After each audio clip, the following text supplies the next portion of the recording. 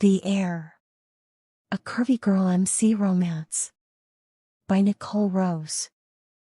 Hello everyone. Welcome back to my channel. Today, before we dive into the content, I'd like to ask you for a small favor. If you enjoy my work and want to support the channel, please hit the like and subscribe button below this video to stay updated on all the new videos coming up. Your support means a lot to me and helps the channel grow. If you'd like to provide additional support, there are a few ways you can do so. You can buy me a virtual coffee in our casebook as a gesture of support, or become my Patreon and motivate me to continue creating quality content. You can find the links for that in the video description. Once again, thank you for liking, subscribing, and possibly supporting through virtual coffees or Patreon donations. Without you, this wouldn't be possible. Enjoy today's video, and I'll see you soon. Chapter 1. Andreas. I don't want to move back to Silver Spoon Falls, Autumn complains, throwing her hands up in the air and scowling at me. With her dark hair up in a bun and stilettos on, she looks ready for war as she paces across my expansive office. Good grief, Andreas. What do you not get about that? It's 1 year, baby sister, I say, trying not to push too hard. That never works with Autumn. She's as stubborn as she is skittish. As soon as she feels cornered, she bolts. Like so much else, I blame our father for that. Vincent Romano had a vision for her life and didn't much care whether hers matched or not. She ran as soon as she turned 18 and hasn't set foot in Silver Spoon Falls since. I barely got her back for the old bastard's funeral last year. Trying to convince her to move back has been an exercise in futility. But I miss the hell out of her. And I want her where I can keep an eye on her. My sister is complicated. She has a heart bigger than this state, a mouth that never stops, and a penchant for thinking she can single-handedly save the world. More often than not, she makes waves that land her in hot water. Her latest issue is proof of that. She and our father's former business partner, Jimmy Gatlin, got into a heated argument at the airport the day she flew in. Ordinarily, that wouldn't have been a big deal, but Autumn doesn't mince words, and someone caught the whole thing on camera. Now, the entirety of the internet is calling him Short Dick Man. They're crucifying him, and he's out for blood. Jimmy's a crooked motherfucker who should have been in prison a long time ago. The best thing my father ever did was cut ties with him the day he sent Autumn a picture of his cock when she was 16. But he's threatening to sue her for defamation and slander. And I don't have time to juggle one more thing right now. I'm already up to my eyes in problems. My father was not a good man. He was an even worse businessman. He nearly ran our shipping company, Romano International, into the ground by making shitty business decisions and backdoor deals. The illegal dumping was the worst. God only knows how many gallons of hazardous chemicals he pumped into the oceans. Before his untimely demise, he hid his crimes by hiring a shady lawyer. Said lawyer's solution to dealing with federal regulators was hiring the Hell's Vipers, an outlaw MC, to strong-arm them into looking the other way. They did a lot of other dirty shit for my father too. By the time all was said and done, Montoya Investments, Jason Cash Montoya's grandfather's company, was embroiled in the mess, nearly destroying both companies. Cash, the president of our MC, and I have been picking up the pieces ever since. Romano International and Montoya Investments are slowly recovering under our leadership. But it's been a goddamn nightmare for both of us. Case in point, the Hell's Vipers. One of the first things we did when we found out about my father's arrangement with them was to end it. No more shady deals, no more dirty deeds, no more money changing hands. They're pissed about it. A couple months ago, they came after Cash's wife, Hadley. Except they're fucking morons. Hadley has a twin sister. I'm guessing whoever the vipers sent didn't know that though. They picked the wrong twin, thinking they got Cash's wife. Kyra ended up with some bumps and bruises, but was otherwise okay, thank God. We rallied the troops and tightened security, ready for whatever bullshit they decided to pull next, only for them to go strangely quiet. Ordinarily, this would be a good thing, but I'm not convinced it is. As we recently learned, the Hell's Vipers are in bed with the Satan Savages, the outlaw MC who murdered Tate Hans Grimes' sister-in-law and nearly killed an innocent baby. Had Tate's sister-in-law not managed to get her baby out, the little girl would have died. I don't like that the Savages are connected to the Vipers. I don't like that the Vipers have been so quiet. Quite frankly, I don't fucking like any of it. Period. I know the police and feds are working to bring the Savages and the Vipers down, but until they do, there's nothing stopping the Vipers from coming for us. Silence isn't always golden. Sometimes, it's a precursor to the storm. And that's what fucking worries me. They're up to something. I'd very much like to know what. Look, Autumn huffs. It's not like I knew anyone was filming. And he's the one who called me a stuck-up bitch first. She scowls at nothing, her cocoa-colored eyes snapping fire. As if I owe him common courtesy after he sent me that dick pic and scarred me for life. The man is delusional.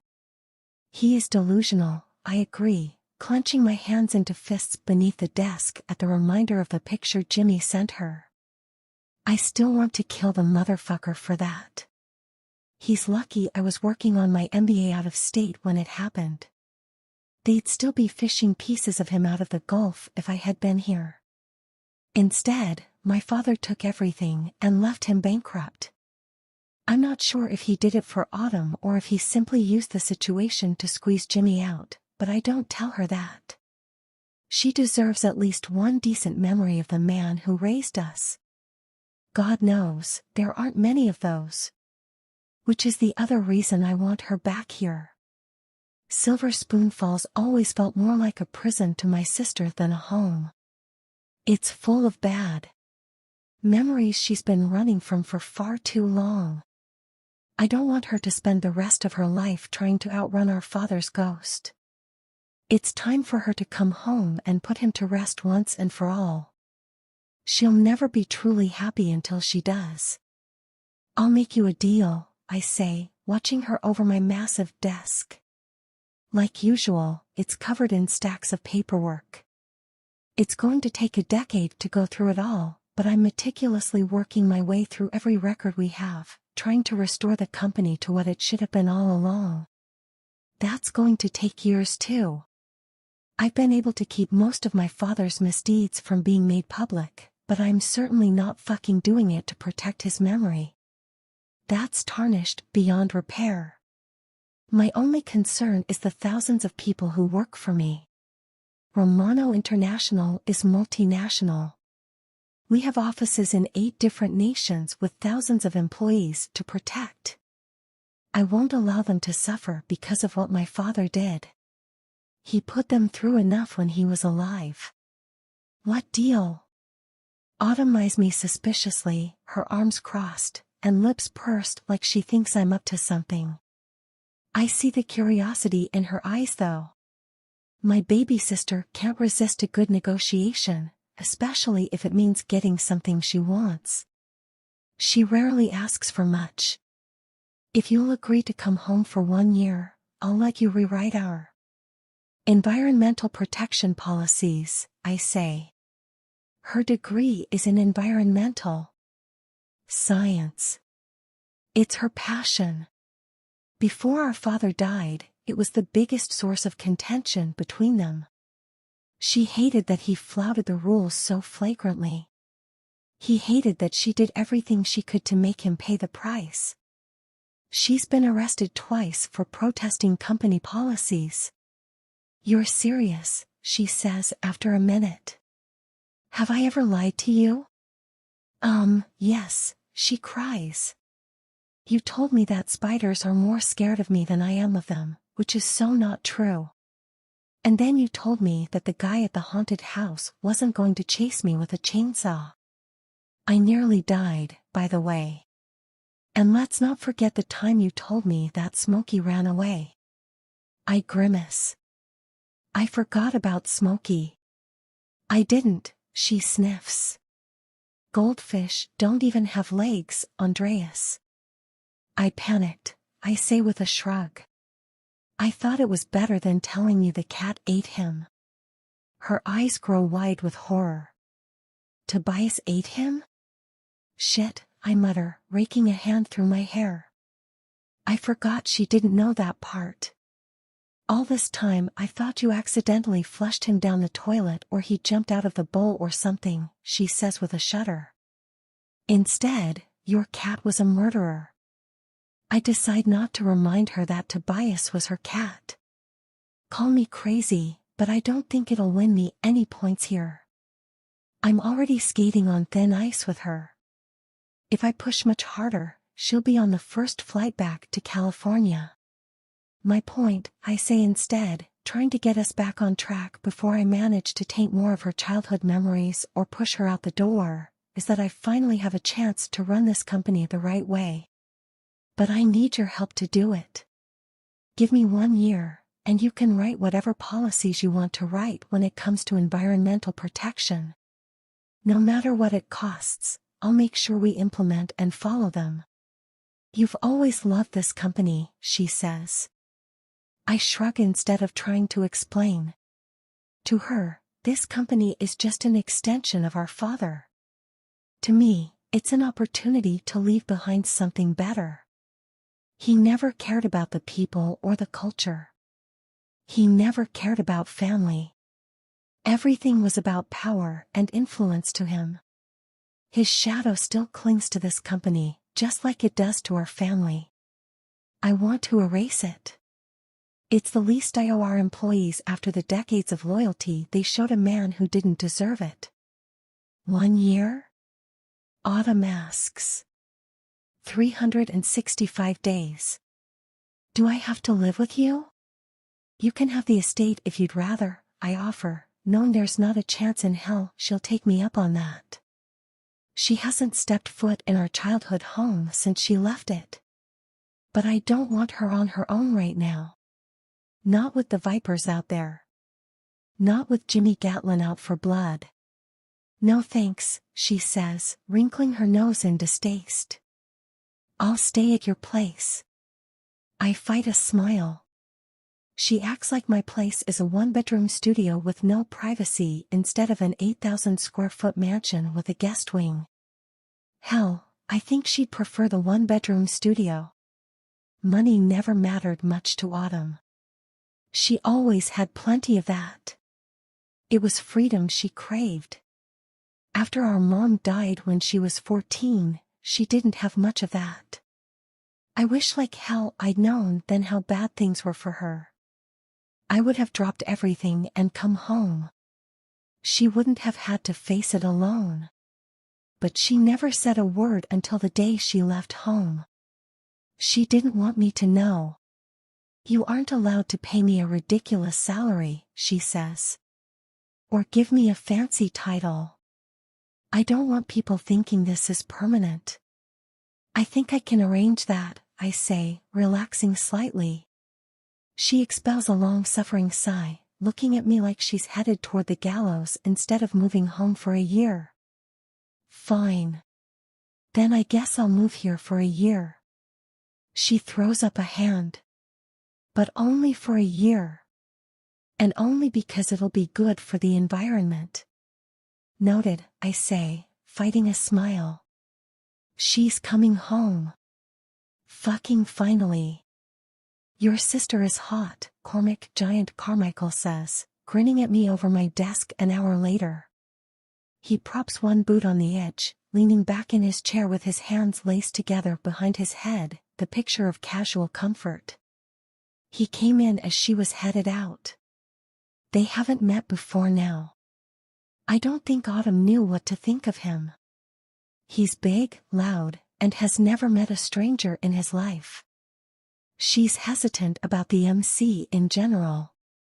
Like most people, she doesn't know much about MCs like ours. It's a whole new world to her. But she'll get used to my brothers. I will kill you, I say, staring at Giant levelly. He thinks he's funny, but he's not. He plays too fucking much. Besides, he and Autumn would never work. Ever. Autumn needs someone who won't smother her. She grew up watching our father cage our mother and call it love. She needs someone who can protect her without going overboard. That isn't Giant. Everything he does is overboard. When he falls, he's going to be an overprotective son of a bitch.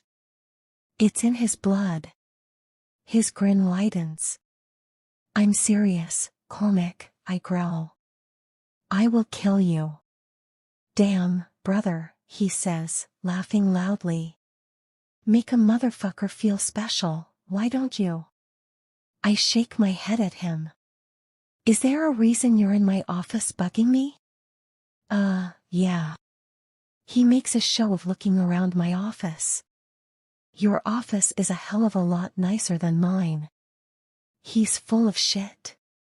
I mean, yeah, my office is nice. 3 walls are all glass, looking out over Silver Spoon Falls and the harbor. The late afternoon sun spills through the windows, glinting off the hardwood floor. Despite the paperwork stacked everywhere, there's enough space in here to keep it from being cramped or cluttered. It's relaxing, peaceful. But his office isn't anything to sneeze at either. It's state-of-the-art, with security features most people only dream about. But Giant wasn't made to sit behind a desk. It drives him up the fucking wall. I'm pretty sure the man has ADHD. He never stays in one place for long, is always doing 15 things at once, and couldn't sit still if his life depended on it. The only time he's ever chill is when he's on the back of his bike. I'm bored out of my fucking mind, he says right on cue, picking up a paperweight from my desk and tossing it into the air. So I was thinking. Lord help us all, I mutter drily. Man, fuck you, he says, laughing. You wish you had this brain. I wouldn't wish that brain on anyone. He stops tossing the paperweight to flip me off. Whatever. My brain is sexy, and you know it. But my fucking point was that I'm not doing anything, and you're not doing anything. I spread my hands out to indicate my desk and the stack of shit I'm very clearly doing. He ignores me, of course. So we might as well go do some recon. Well, now he has my interest. What kind of recon? The kind that involves finding out what the fuck the Vipers are doing, he says. Don't tell me you aren't curious as a motherfucker why they haven't made a move since Kyra. They're up to something. I feel it in my gut. Fuck. You too? He nods. It's too goddamn quiet. That's never a good sign. Either they're up to something or they've moved on to someone else. Either way, I'd like to know once and for all if we can ease off on security or if we need to keep stressing about this shit. My goddamn ball hairs are going gray. You do know there is some shit I don't need to hear, right? I ask. He shrugs one massive shoulder, tossing my paperweight into the air again. You probably prune yours into hearts or some shit like that. A sly grin spreads across his face. Do you get your arsehole steamed too? You spend too much fucking time with models, I say, shaking my head. Only they would think up some bullshit like getting your asshole steamed. His grin widens. You're the only model I know. I'm not a goddamn model, I growl, flipping him off this time. My face has been splashed across more magazine covers than I can count. I've been on every most eligible list in the country since I was 21. My brothers gave me the nickname Playboy as a result. They think that shit is hilarious and give me 9 kinds of hell about it. I know what I look like and what people say about me. But they don't know me. Those who do, like Giant, know what I'm really about. They know who I really am. They may give me shit, but they know I'm not a fucking model, I'm not a pretty boy, and I'm not interested in living the high life or any of that bullshit. I've got bigger fish to fry and more important shit to do. He doth protest too much, Giant says. Asshole, I laugh, chunking a pen across the desk at him. He bats it away with the back of his hand, sending it flying across the room. He doesn't even miss a beat catching the paperweight as it descends from the air. Have you heard anything else about the case on the Savages? I ask. He shakes his head, scowling. Cops aren't telling me or fifth shit, he says, referring to Jude Diaspora, our club's lawyer. All we know is they've got someone deep undercover and they're trying to keep from blowing his cover before he gets the intel he needs to secure the case. It could be days. It could be weeks. I guess it depends on how dirty the Savages really are. Fuck, I growl, wishing they'd hurry the hell up and get on with it. Cash is worried as fuck about the Vipers coming after Hadley, who is pregnant. Landon Cowboy Rickman is losing his mind worrying about them coming after Kyra again. Hans has his hands full taking care of Scout, the baby girl the Savages nearly killed. They're all doing a good job holding it together, but I know them, and I know it hasn't been as easy as they make it look. They're worried, and they'll continue to worry until the Vipers and the Savages are dealt with. I can't do anything about the Savages. That situation is out of my hands. But my father is the reason we're in the shit with the Vipers. Until the feds handle them, I owe it to my brothers to find out what the fuck they're planning and put a stop to it. The paperwork will still be here tomorrow. Let's ride, I say to Giant, my mind made up. Chapter 2. Catriona. You have got to be kidding me, I mumble, gaping as 2 giants slip down the alley behind my brother's pawn shop as I walk toward my car after closing up. They're pretty sneaky for giants, I'll give them that. Had I not been watching the shadows so closely, I wouldn't have noticed them at all. But my older brother, Connor, attracts the worst kind of trouble. I learned a long time ago to keep my eyes peeled.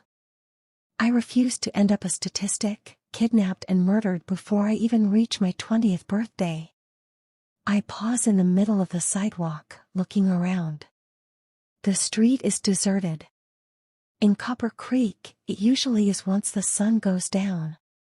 Unlike Silver Spoon Falls, the thriving community a short drive away, business isn't booming in Copper Creek. The small town has been slowly dying since I was a little girl. The only people left are those in no hurry to get out, the old-timers, the lifers, and the troublemakers. And, apparently, the 2 goons breaking into my brother's pawn shop. I briefly consider letting them do it and then sigh.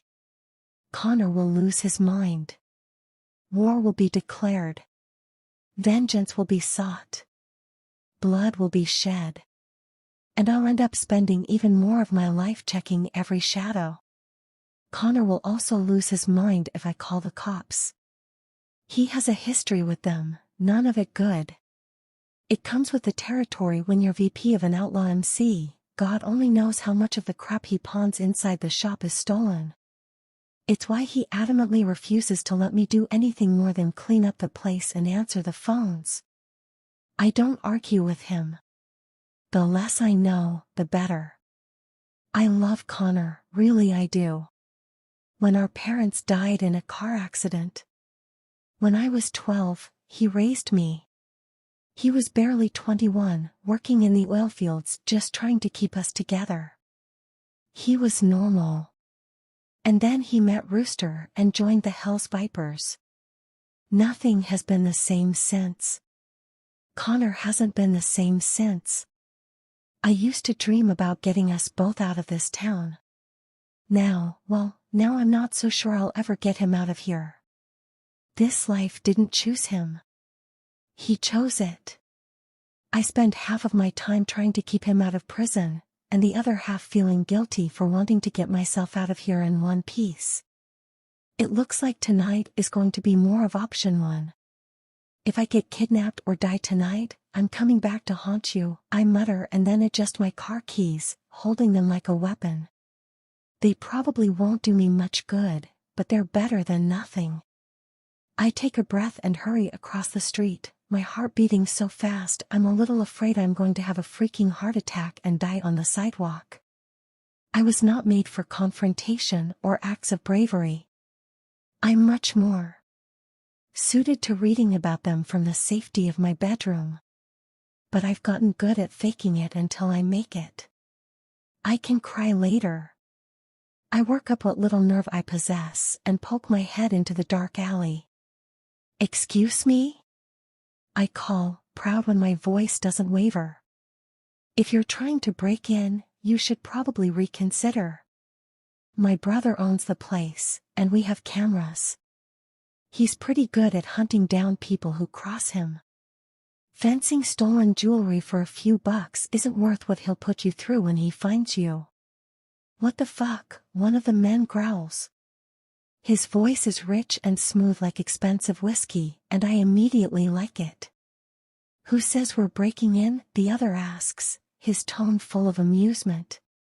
"You're creeping around an alley after dark. Once the light trickling in from the street ends a few feet in, there's nothing but inky blackness in the alley. There isn't even moonlight to help illuminate the way." "I had to take a leak," the amused one says. "And you needed your friend to hold it for you?" I snark. "Sweetheart, you couldn't pay me enough to let that bastard near my cock," the amused one drawls. "It'd break his wee little heart to see it. There. He's to the left." I turn in that direction and squint.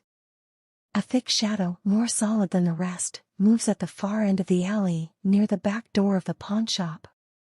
The would-be burglar is far enough away that I relax slightly. He hasn't tried to come any closer. "Where's the other one?" "Aw, would he feel bad for you?" I ask, sarcasm heavy in my voice. "You know, it's okay if you're a grower and not a shower. Even though you all claim you're walking around with anacondas in your pants, most men are." The amused one barks laughter. "You're a ballsy little thing, aren't you?" "Who says I'm little?" "Is she little, Playboy?" "Tiny," the other one says from behind me, his voice whisper soft. I open my mouth to scream, but it's already too late. The man grabs me before I can make a sound, gently clamping his hand over my mouth. Stupidly, I forget about the keys in my hand until they hit the ground at my feet. Panic seizes me, and I just let them go. "Easy, little one," he murmurs, his voice a velvety rasp of sound in my ear as he hauls me up against his body. "Easy. I'm not going to hurt you. Right." I bet that's what all kidnapping murderers say right before they throw you into the back of a Chester the molester van. Then you disappear, only to turn up and live in the middle of the desert 10 years later. This one doesn't sound like a kidnapping murderer, though. He doesn't feel like one either. Are they all this hard? And dressed in fancy suits? Better question, why is a guy in a fancy suit trying to break into my brother's pawnshop? And why does he smell so good? MMPHMM. What did she say? The amused one asks, jogging up to us. How the fuck should I know? Fancy suit asks, holding me pressed tight against his body. He keeps me subdued but does it carefully as if he's trying not to hurt me. Interesting behavior for a kidnapper. She's probably insulting your cock, the amused one says. MMPH, I mutter, trying to tell them that they're both idiots. I have no idea what you're saying, little one, Fancy Suit says, and sighs. We're not breaking into the pawn shop, and we're not trying to hurt you. If I let you go, don't scream. That'll just piss me off. All work and no fun makes Playboy a grumpy motherfucker, the amused one says. Playboy. That's the second time he's called him that. Is it a road name? There's no way these two are in the Vipers. I haven't even gotten a good look at them, and I already know neither fits the bill. They're too different. Playboy is wearing a suit, for one.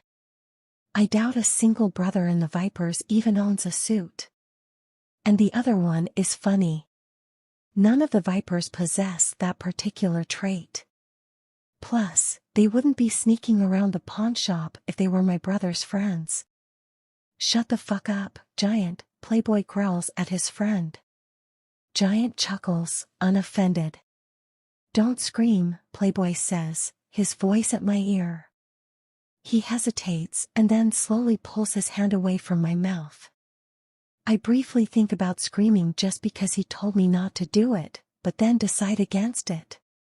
I might be crazy, I'm pretty sure I am crazy, but I actually believe him. I don't think he wants to hurt me. Why are you sneaking around my brother's pawn shop? I ask.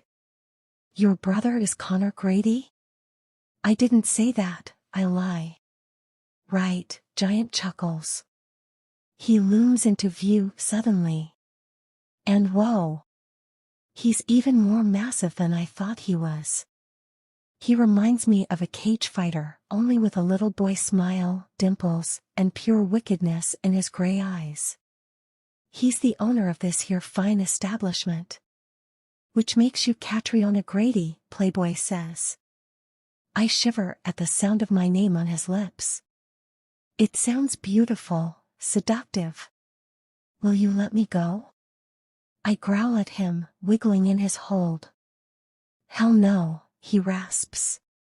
I like you right where you are, little one. Stop calling me that. You are little, Giant says. Only because you grew up with Goliath and his friends up the beanstalk, I mutter, still struggling in Playboy's arms. I may be short, but I'm far from small. I wear a size 22 on a good day. I've got more boobs and more butt than I know what to do with. Usually, I hide them in oversized hoodies. It keeps Connor from flipping out when his creepy friends leer at me. As if it's my fault they think anything with a vagina is fair game. She's mouthy, Giant chuckles. Playboy sighs, his warm breath ruffling pieces of my blonde hair. It blows across the side of my face, sending another shiver through me. My stomach quivers and trembles, though I don't know why. There's no way I'm attracted to this man. I don't even know what he looks like.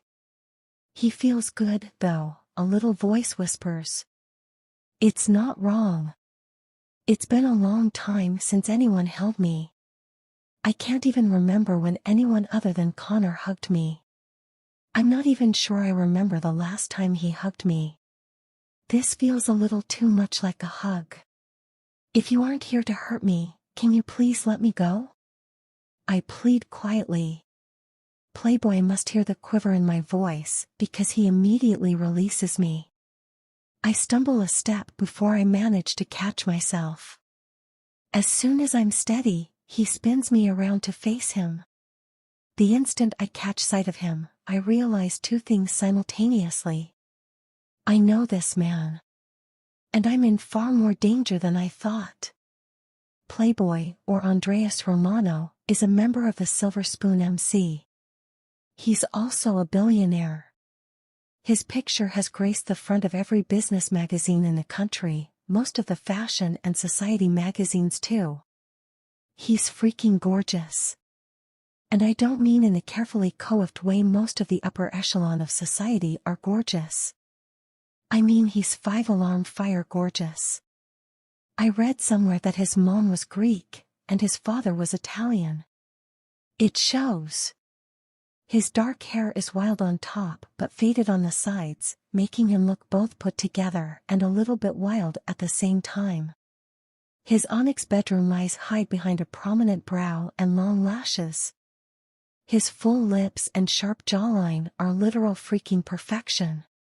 His olive skin has a healthy, natural glow even in the semi-darkness. He's not quite as big as his friend, but he towers over me, eclipsing me. I feel small in his presence, vulnerable. It's strange though. Even knowing who he is, I don't feel like I'm in danger. In fact, as he stares at me with his eyes an inexplicable mix of hard and soft, I feel safer than I have in a long time. What the hell? You didn't scream, he says, watching me intently. You told me not to. Giant chuckles like he finds this funny. Andreas shifts his gaze from me to him. Go keep an eye out, he says. You're ruining my fun. Dodging a hail of bullets if the vipers catch us snooping around will ruin more than your fun, Andreas says, his eyes on me again. Good point. Giant peers down at me. See you around, badass. He ducks out of the alley before I can say anything, leaving me alone with Andreas. I gulp and take a step backward, putting a little distance between me and my brother's enemy. I don't know much about the Silver Spoon MC or what happened between them, but I do know whatever they did has had the vipers stomping around for months, swearing vengeance. And I know Andreas's company is at the heart of whatever happened. I also know his father, Vincent Romano, was a foul human being. Before he died, he came here a few times to meet with my brother and Rooster. He acted like he was at risk of catching the plague the entire time, sneering down his nose at everyone and everything. I disliked him on sight. You know who I am, don't you? Andreas asks me. Andreas Romano, I say, and then bite my lip. Maybe I should have lied to him. It's all right, he says. I'm not going to hurt you. You keep saying that. You keep looking at me like you're waiting for me to kidnap you. The thought crossed my mind. Something like annoyance flashes in his eyes, his lips compressing into a hard line. Not all MCs are like your brothers, Catriona. Says the man sneaking around his pawn shop, I snort. We were just doing a little recon, he says, holding up his hands. I remember what they felt like against me, and my belly quivers again. Recon for what? Are you one of their sweet butts, little one? Am I one of their? I trail off, gaping at him. Oh, the nerve of this man. First of all, buddy, I growl, poking him in the chest. That's disgusting. You couldn't pay me enough to sleep with them. Second of all, you have a lot of nerve being all judgy and nosy when you're the one creeping around doing criminal things. Third of all, it's rude to answer a question with a question. And fourth. I splutter, trying to think of something else to add, but all I can come up with is, go kick rocks, you big jerk. It was just a question, Catriona, he murmurs, a ghost of a smile touching his full lips. Of course he's amused. Jerk. I didn't intend to offend you. Well, you did, I sniff. You might be a man whore, but that doesn't give you the right to assume that I'm a lady whore. A man whore? I'm definitely not that. Whatever. Can you please leave now? No. I blink at him. No? No. What do you mean no? I'm not a man whore, little one, he says, ignoring my question. I don't sleep around. Oh my gosh. He's insane. I don't care. I cry, throwing my hands up in the air. I just want you to leave before my brother gets here and finds you. I think I might be lying though. A tiny part of me is relieved this man isn't like my brother and his friends. Which makes no sense to me. What does it matter if he sleeps around or not?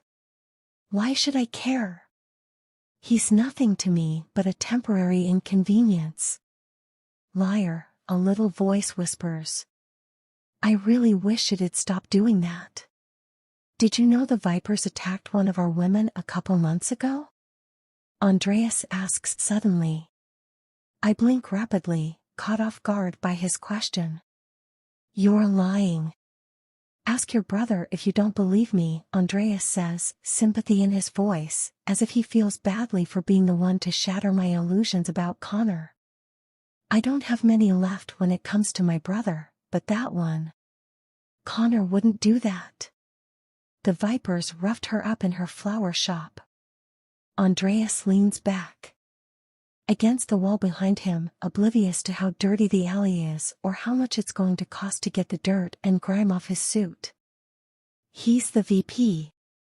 Whether he was there in person or not, you know as well as I do that he was involved in the decision to carry out the attack on her. I lick my lips, not sure if he's telling me the truth or if he's trying to manipulate me for some reason. Surely it's the latter. Connor may be a lot of things, but he's not that far gone. Not yet. There's still good inside him. I know it. He wouldn't order an attack on an innocent woman, would he? Uncertainty creeps through me. Why are you telling me this? I demand. Andreas hesitates for a moment, almost like he isn't sure why he's telling me this himself, and then he curses. Because I know what it's like to live with someone who does whatever the fuck they want regardless of who it hurts, he says. You need to leave, little one. If you don't, he's going to drag you down with him.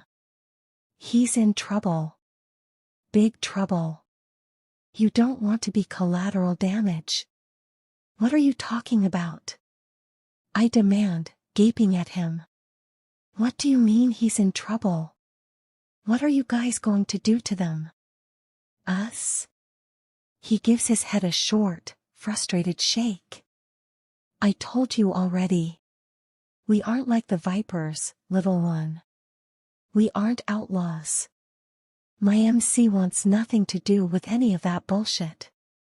I'm only here to figure out what your brother and his friends are going to throw at us next. We're trying to protect our people, that's it. Then why do you think he's in trouble? Andreas sighs. It's a long fucking story. Tell it fast. Here, he says instead, reaching into his pocket. I jump back a step, ready to make a run for it, only to blush when he pulls out a small square of paper and passes it to me. He notices my reaction, but he doesn't comment on it.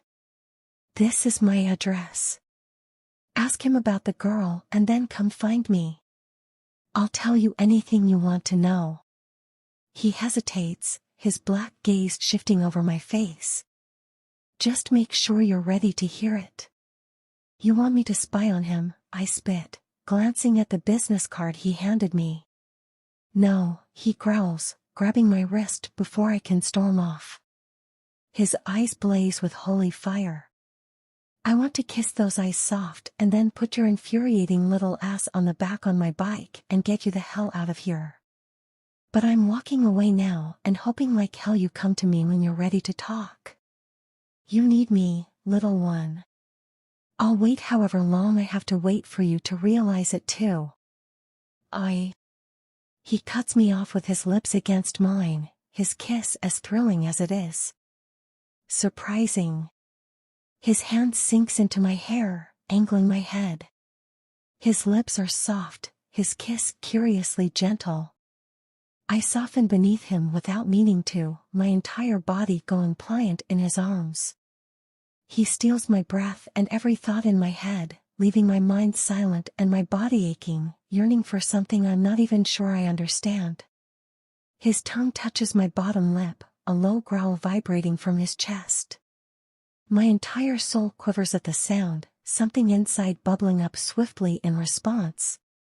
It's over as quickly as it began. He makes a sound that's a mix between agony and bliss, and then sets me away from him, his rough hands gentle. I sway on my feet, reaching out to grasp the wall for support. Ask him, Catriona, he says, already headed toward the mouth of the alley. And then come to me. I can help you. You just have to let me. Don't let him find my card. I curl my fist around it, hiding it in my palm. Andreas disappears around the corner, leaving my mind reeling. What in the hell is going on? You're acting weird, Connor says, narrowing his eyes on me across the dinner table. What's up with you? Nothing, I mutter, dropping my gaze to my plate. I've barely touched it. My mind has been running in circles ever since I stumbled across Andreas and Giant a week ago. I'm not sure what to make of anything. Andreas said, but my gut tells me that he wasn't lying to me. Which is exactly why I haven't brought it up to Connor. I'm a little afraid of what happens when I do. Will he even tell me the truth? He rarely does when it comes to the MC. He tries to keep me out of it as much as possible. He says he doesn't want that side of his life to touch me. Ironic considering that it's seeped into every aspect of my life over the last few years. The MC is everywhere, polluting everything. Half the time, I can't even escape them in my own home because they're here, lounging around like they own the place. The only time I get to myself is when I lock myself in my room, put on my headphones, and get lost in a book. They don't follow me into the fictional worlds I travel into. I spend a lot of time reading as a result. You're a shit liar, baby sister, Connor says. You on the rag again or something? Jesus, Connor, I say, rolling my eyes. I know it's hard for your pea brain to comprehend this, but try to keep up for once, okay? Not every emotion a woman has is tied to her menstrual cycle. Watch your smart mouth, he growls. I roll my eyes at him again. I'm not afraid of him. He may be gruff and crude and a million other things, but he's never raised a hand against me. Honestly, he treats me like I'm untouchable most of the time. He's annoyingly overprotective. It drives me crazy. I can go anywhere I want in this town and do anything I want in this town. No one really bothers me because they're afraid of him. The only problem is that there is nothing to do here. Every dream I have involves getting out of Copper Creek. And that's the one thing he won't let me do. He wants me right where I am so he can keep an eye on me. He says it's for my safety.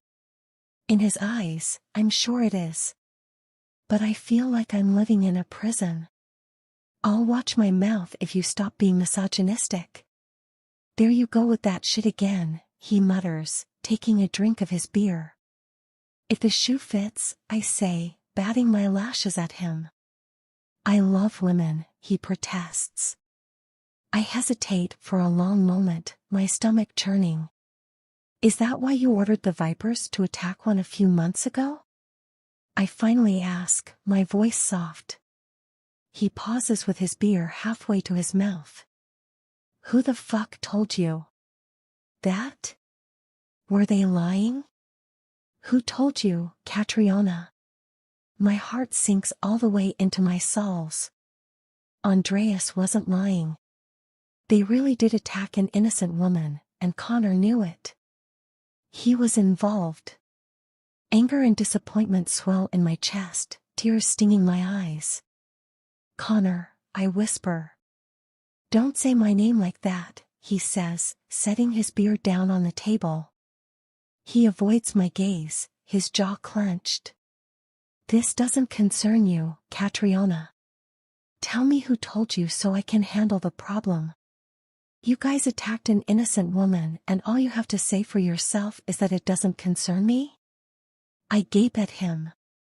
Are you freaking kidding me right now? God, Connor, listen to yourself. What is wrong with you? Nothing, he snaps. There's nothing wrong with me. There is if you think any of this is okay, I snap right back at him, jumping to my feet. Good grief. What happened to you? You aren't even someone I recognize anymore. You definitely aren't someone Mom or Dad would recognize. Connor flinches. Don't even go there. It's true, I yell. He lurches to his feet, knocking his beer over in the process. His face is a thundercloud, his green eyes full of anger and pain.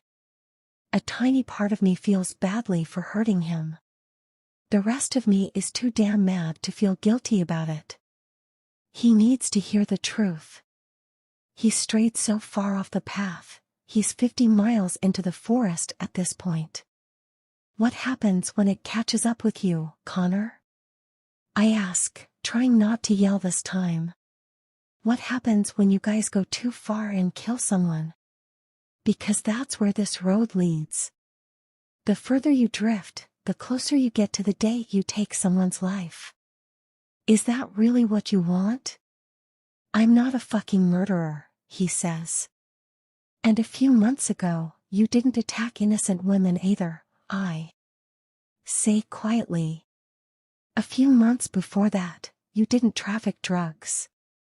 2 years ago, your pawn shop wasn't filled with stolen property. 5 years ago, you didn't do any of this. You don't know what you're talking about, he says. Yes, I do. I cry. They're turning you into someone else. You're a freaking criminal, Connor. You steal and sell drugs and beat people up. Now, you beat up innocent women too. I shake my head, tears of frustration burning at my eyes. It has to stop. I've got shit to do, he mutters, grabbing his hat off the table. I'm out of here. I sigh in frustration, but don't try to stop him when he heads for the door. He's not going to listen to me. I think Andreas was right. Connor is in serious trouble. And I don't think I can save him this time. I don't think he wants to be saved. What am I going to do? I whisper, sinking down into my chair once the front door slams behind him. Tears spill down my cheeks, grief welling up hard and fast. He's my only family, and I feel like I'm losing him. You need to leave, little one.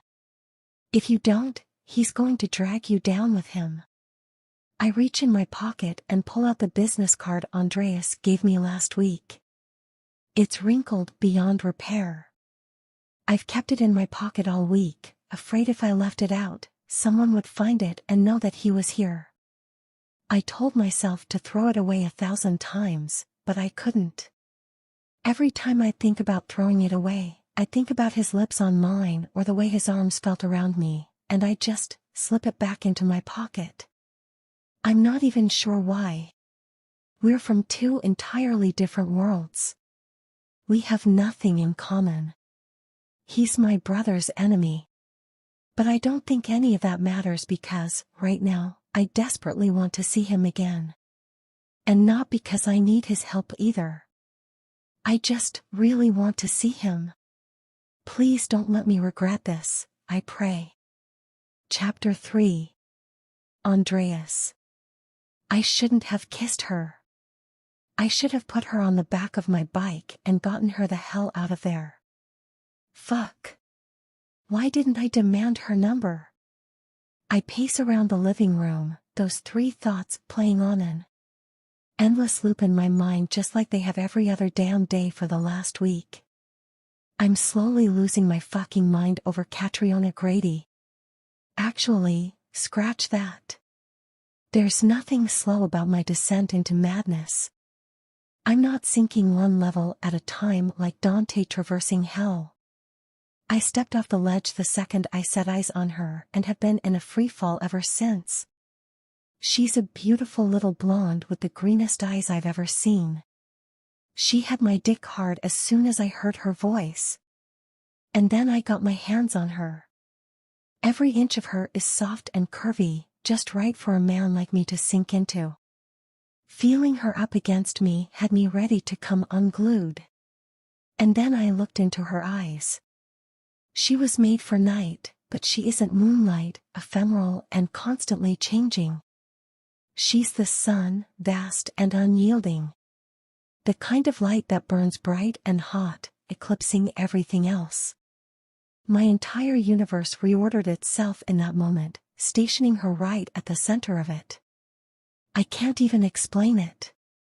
I'm 31 years old, and I've never felt anything like that before. Ever.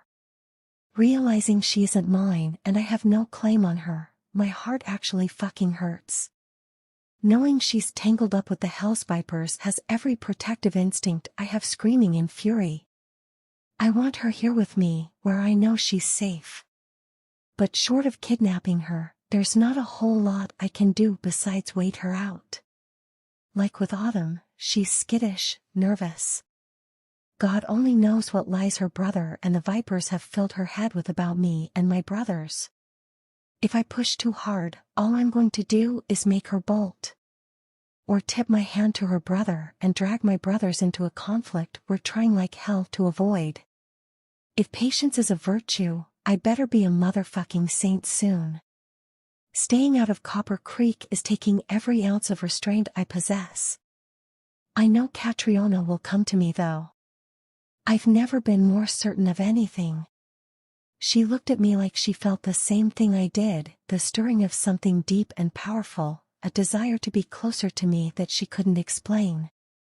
It spooked her, but she felt it. I just have to wait for her to get curious enough to want to feel it again. She's stubborn, but I didn't expect it to take quite this long. I may have to shackle myself in the basement if she resists much longer. Otherwise, I'll be showing up in Copper Creek again. Cash is already pissed at me and Giant both for poking around over there in the first place. Not that I blame him. We let a teenager get the drop on us. Had she been one of the vipers, our night would have ended a hell of a lot differently than it did. One of these days, I'm going to stop letting my best friend talk me into doing stupid shit with him. Preferably before it gets us both killed. Fuck, I groan, grabbing the remote and clicking on the television. Please tell me you aren't about to watch Skymax, Autumn says from behind me. I turn to see her grinning at me from the bottom of the stairs, her hair in a messy bun on top of her head. Her pajamas have little ducks all over them. She always did love the damn things. I think they're part of the reason she fell in love with saving the world. She used to cry at the Dawn commercials. Skymax? I arch a brow, not entirely sure I even want to know. You've been cranky all week, she says with a shrug. Porn is basically a happy pill. You should take like 6 of them and wake up less crabby tomorrow. I stare at her for a long, silent moment. There's so much wrong with that, I finally mutter. But we aren't fucking talking about porn or sex or any of that bullshit. They don't even exist to you. I narrow my eyes on her. They better not exist to you. I'm not talking about my sex life to you, she says, wrinkling her nose at me like she's not the one who brought up this conversation. You better not have a sex life, Autumn, I growl, my blood pressure rising. Jesus Christ. I know my sister is an adult, but she's still my baby sister. I don't want to think about some bastard taking advantage of her, let alone hear about it. Do you have a sex life? She demands, her hands on her hips. Fuck no. Because it's rude to try to tell me what to do with. Wait. Seriously? She blinks at me, clearly shocked. You don't? I tip my head back and blow out a sharp breath at the ceiling. Jesus Christ, I mutter, and then laugh. How did I manage to forget that Autumn has no boundaries and will ask whatever question pops into her head? She's always been that way. New rule. We're not talking about my sex life, your sex life, porn, or anything remotely related while you're staying here. Some shit I don't ever need to fucking know. Fine by me, she says. I wasn't trying to have a conversation about it anyway, geez. I just made an observation supported by scientific fact, and you got all weird and cranky. Again. I tip my head forward to glare at her. I'm not cranky. Whatever you say, big brother. The doorbell rings before I can say anything. I got it, Autumn says, skipping toward the door. Autumn, wait, I growl, hoping like hell it's Catriona, worried as fuck that it's her brother or someone else from his MC. It's nearly midnight. Catriona is too fucking innocent to be out this late by herself, especially with men like her brother's friends running loose. They aren't just troublemakers or young men raising a little hell. They're hardcore criminals. I've seen what they've been doing for my father. Extortion and bribery are just the tip of the iceberg. And that's not even taking into consideration their business ventures with the savages, who are involved in human trafficking and God only knows what else. Autumn ignores me, quickly undoing the deadbolts and throwing the front door wide open. Relief loosens knots in my shoulders when I see Catriona standing on the stoop, her arms wrapped around her, a black hoodie swallowing her petite frame. Her eyes are red as if she's been crying. When they land on Autumn, they widen, her mouth popping open. Oh, she whispers. Her gaze darts toward me and then back to Autumn, trying to figure out who Autumn is and why she's here. I know the moment she reaches a conclusion. Panic fills her gaze, a blush staining her cheeks. I see the anger and the hurt in her eyes too. She's gotten it all wrong. Little one, I murmur. I shouldn't have come, she blurts, spinning away from the door. Catriona, stop. Holy crap, Autumn whispers. You have a girlfriend. I slide around her, grabbing Catriona before she can take off down the stairs. She struggles in my arms, fighting to get loose. Her round ass brushes my cock, turning him to steel. Stop fighting me, little one, I whisper in her ear, pulling her up against me. She's my sister. Why your sister? She asks. Yes. I breathe her in, letting her floral scent work its way through my system. It soothes all those raw places a week without her inflamed. No, I'm not falling slowly. I'm plummeting at the speed of fucking light, fully prepared to crash land into love with this girl. The sooner I can get her on the same page, the better. Her name is Autumn. She just moved back to Silver Spoon Falls. Oh, Catriona whispers, sagging in my arms. And then she whimpers my name. Andreas? You were right. He is in trouble. I don't know how to fix it this time. Shoo, little one, I croon, scooping her up as she starts to cry. It's going to be okay. Is she okay? Autumn whispers, peeking her head into the living room where I carried Catriona half an hour ago. She's on my lap, her face buried in my throat. She's not crying anymore, but she hasn't made a move to pull away either. I'm just holding her, waiting her out. I think she needs to be held right now more than she needs to talk. She's a little koala bear, starving for affection. God only knows how long it's been since she last had any of that. I jerk my chin in a nod, letting Autumn know she's all right. Autumn crosses to us and places a washcloth and a glass of water on the coffee table for her. Just in case, she mouths, and then squeezes my arm before slipping out of the room. She glances back at us once, her expression indecipherable, and then heads upstairs. Your sister probably thinks I'm a crazy person, Catriona mumbles. My sister knows what it's like to be in your shoes, I say, tucking silky strands of hair behind her ears. Our father was a selfish man. He viewed the world as his playground and people as his toys. He hurt a lot of people, our mother and Autumn the most. I met him a couple times. I'm sorry, I say, meaning it. I doubt it was a pleasant experience for her. God knows, it wasn't for most people who crossed paths with him. Was he always like that? Usually, I say. But my mom loved him once. I figure that means he was someone worth loving at some point, even if I never met that man. Oh. What happened between them? She whispers, her voice raw. I lean forward, grabbing the glass of water. Here, I murmur, drink this. She obediently turns her head, allowing me to hold the glass up to her lips. She takes a couple small drinks before waving me off. Thank you. I replace the glass on the table.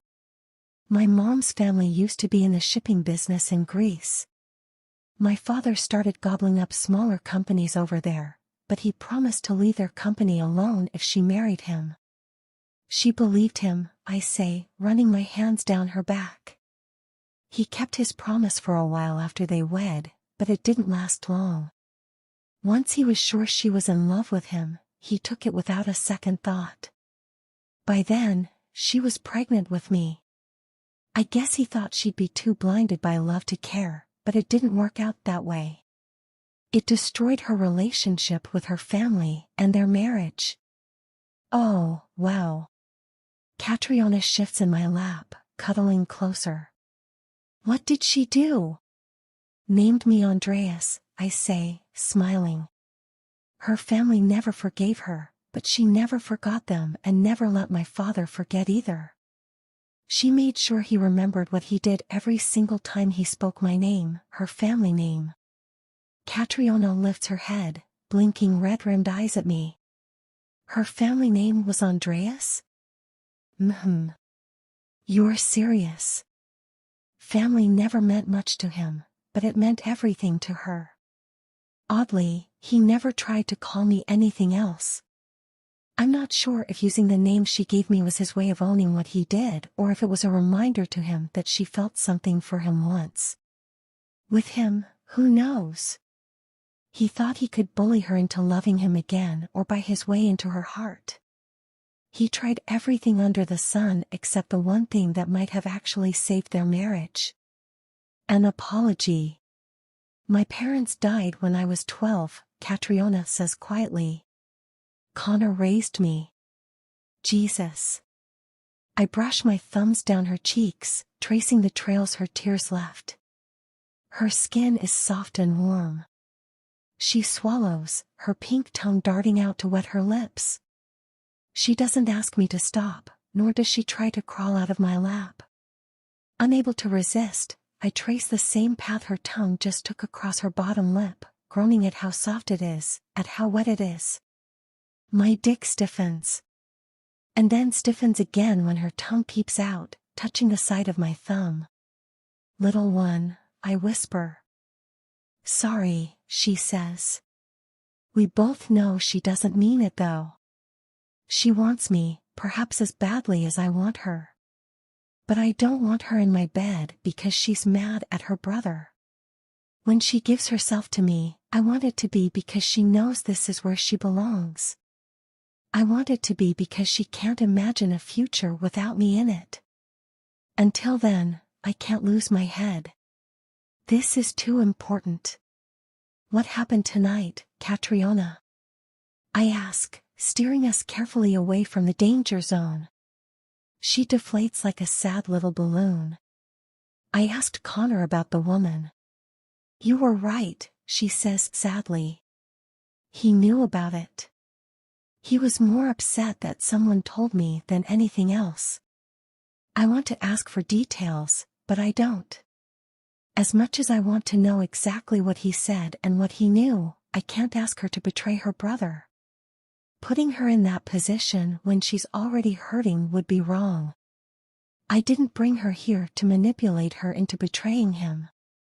If I do that, I'm no better than the vipers or my father. I am who I am because I hold myself to higher standards.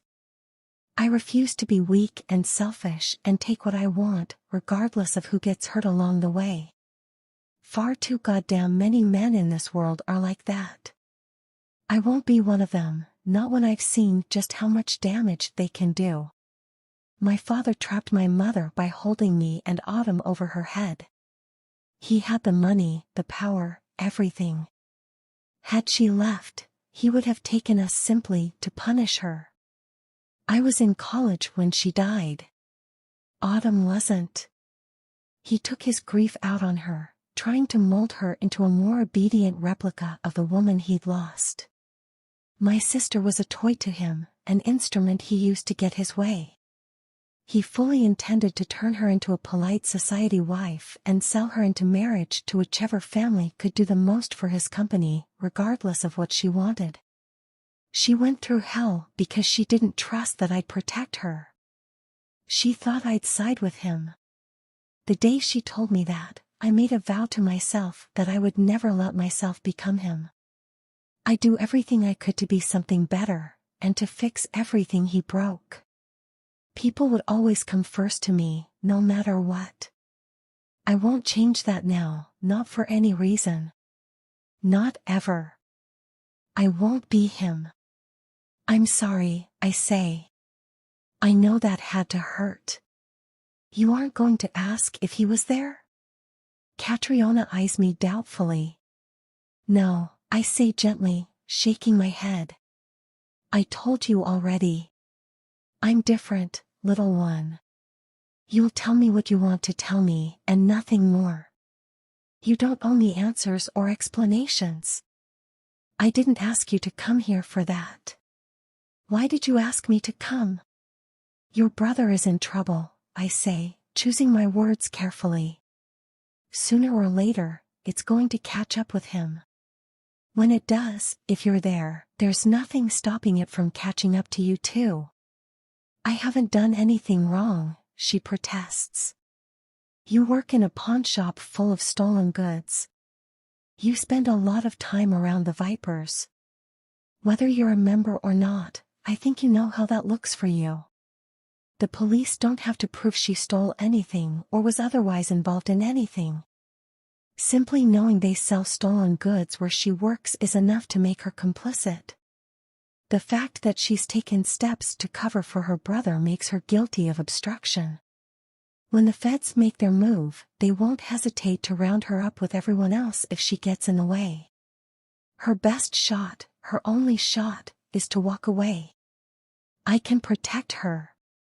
She just has to let me. He's my brother, she whispers. I know. I rub her back, not without sympathy. For him, I have none. For her, my heart aches. She shouldn't be in this position. She's too goddamn young, too innocent. She's quiet for a long, silent moment and then she sighs. What do you need from me? You can't go back. I know, she whispers. I packed up my stuff before I left. He doesn't know I'm gone. We had a fight and he stormed out. I left a note. Did you tell him where you were going? She shakes her head. I just told him that I was going to stay with a friend, and that I didn't want him to look for me. Her bottom lip quivers. I left my cell phone behind so he couldn't track it. I guess I need to find a place to stay. And a job. I have some money saved up, but not much. You'll stay here. She blinks at me. I can't do that. You can. I cannot. I smile at the shocked outrage in her voice. She's fucking adorable. Stay tonight then and we'll talk about it later, I say, unwilling to fight about it now. She will be staying here though. There's not a chance in hell I'm going to let her out of my sight. I just spent a week going out of my mind. No fucking thank you on doing it again. All I want to know right now is what you need from me. What can I do right now to make it better for you? She sinks her teeth into her bottom lip, chewing on it. I gently pry it from between her teeth before she does any damage to it, not wanting her to hurt herself. Tell me, I command quietly, reading the anxiety in her eyes. Told me, she whispers, almost like she's afraid to ask. And then she grimaces. I'm sorry. I shouldn't ask you to do that. It's been a long time since anyone held me, and I feel safe with you. Is that weird? That's probably weird, isn't it? Maybe I should just stop talking now. She places a hand on my chest, stretching like she's going to crawl out of my lap. Catriona, look at me. She reluctantly lifts her gaze to mine, the lights in her eyes muted and dim. You feel safe with me because you are safe with me, I murmur, cupping her cheek in my palm to keep her from breaking my gaze. You will always be safe with me, little one. And holding you damn sure isn't a hardship on my part, so stop thinking it is. But before we do that, I just want to make sure you understand something. Okay, she whispers nervously. I'll hold you for as long as you want me to hold you, and I'll love every fucking minute of it, but I'm not making love to you tonight, I say, my voice firm. So if that's what you're after, you need to put that thought out of your head right now. Her cheeks turn pink, and she splutters. Just so we're clear, that's not me rejecting you, I say when she finally gives up and snaps her mouth closed. I've been hard all fucking week, thinking about you. Oh, she whispers. Then why?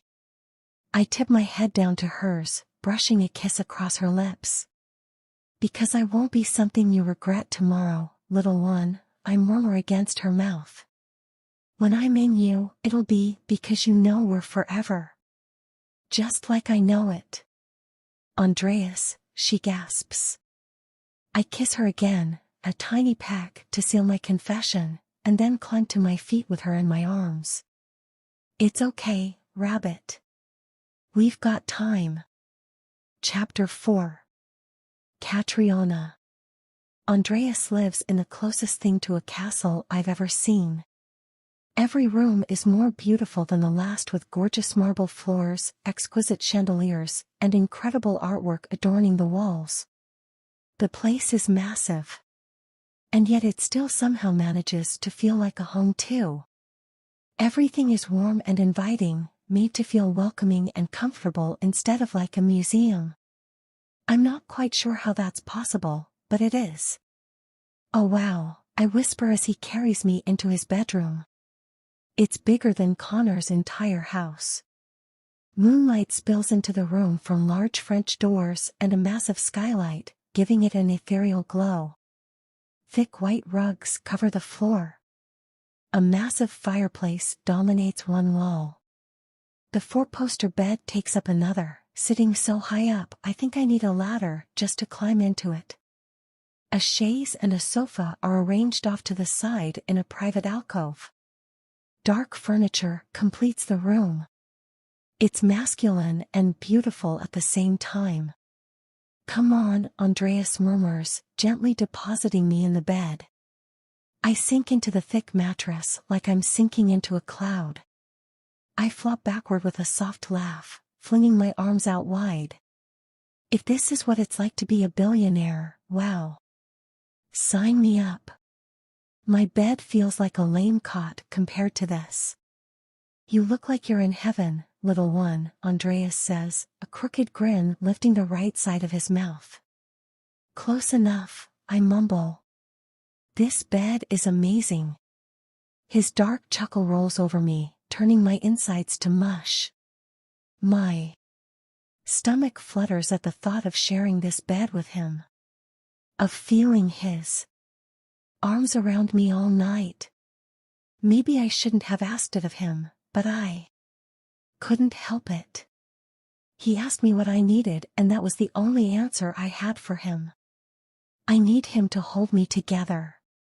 I'm scared and I'm nervous and I'm sad and I'm angry and I'm a million different things that don't make much sense right now. But when he touches me, none of that matters.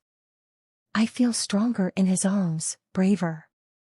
All week, I convinced myself that maybe I just imagined feeling that way. But I didn't. As soon as he touched me tonight, I felt safe again, exactly like I did last week. I'm pretty sure that means something. Come here, he murmurs, wrapping his hands around my hips and gently tucking me closer to the edge of the bed. Once I'm where he wants me, he quickly pulls my shoes and socks off, his fingers brushing my instep. I giggle, squirming beneath him. Are you ticklish, little one?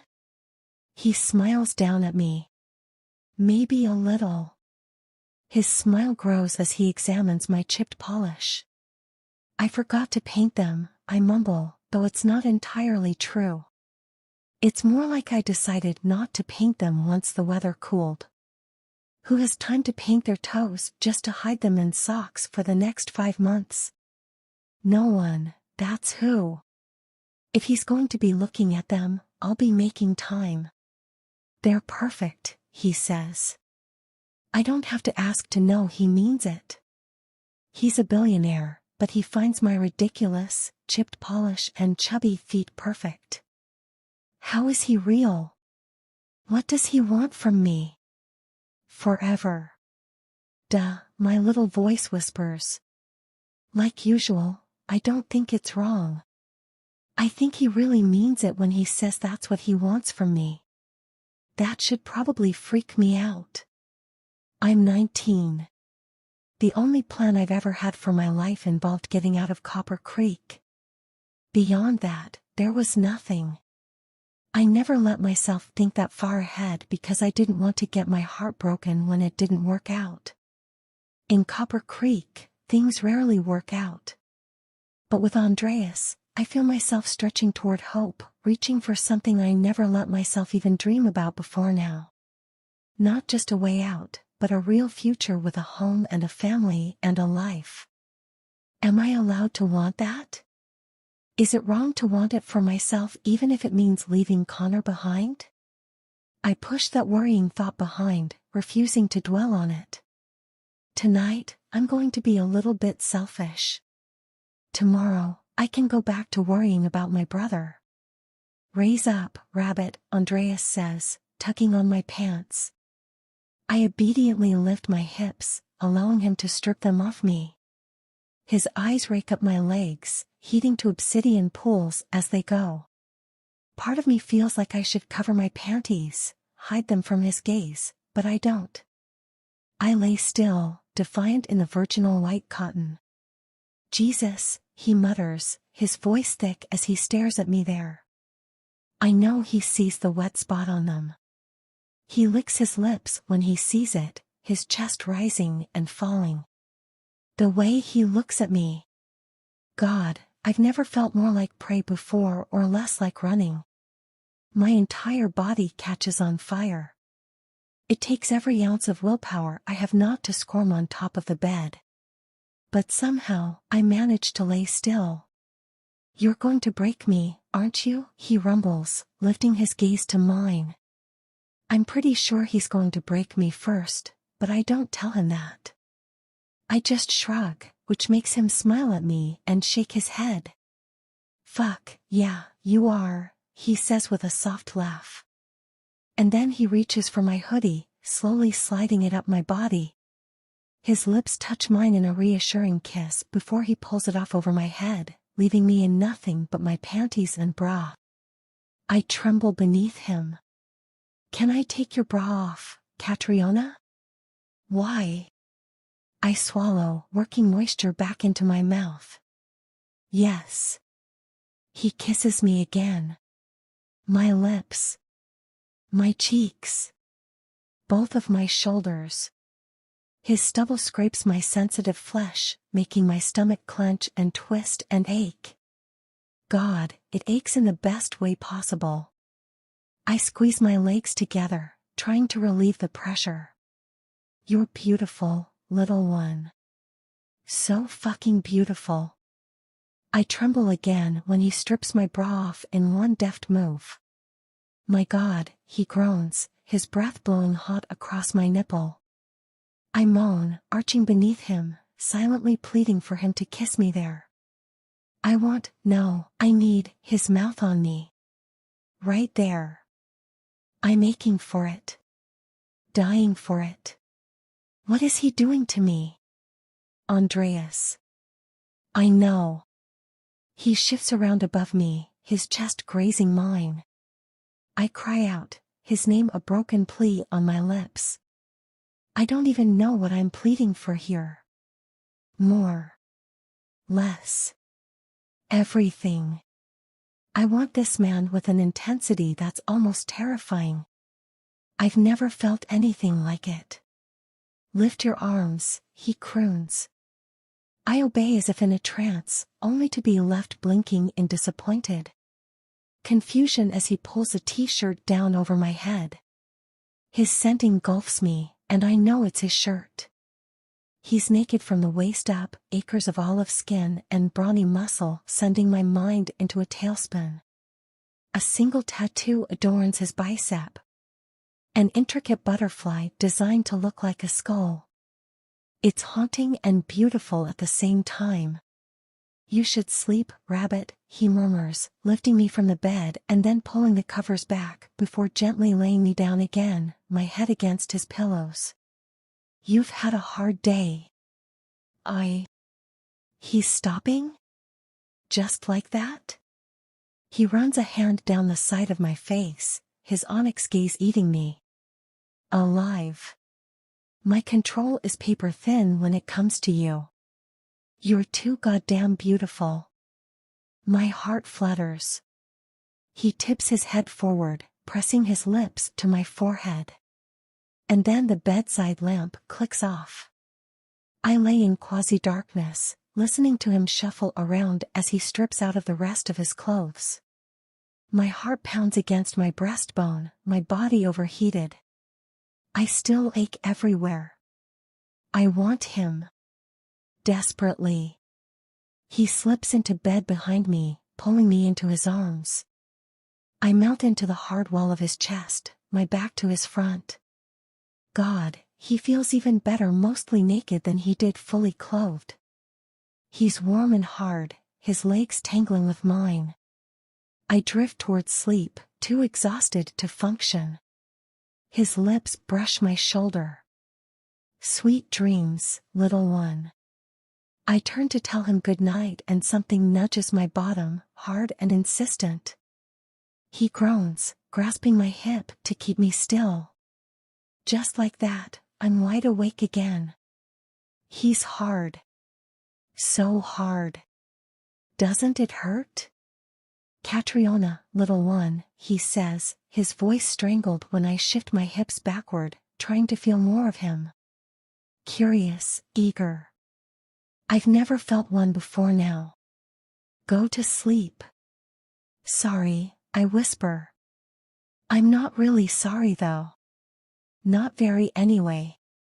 He's the one who made me all achy and crazy and then just stopped.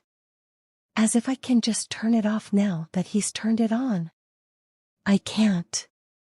My body doesn't work like that.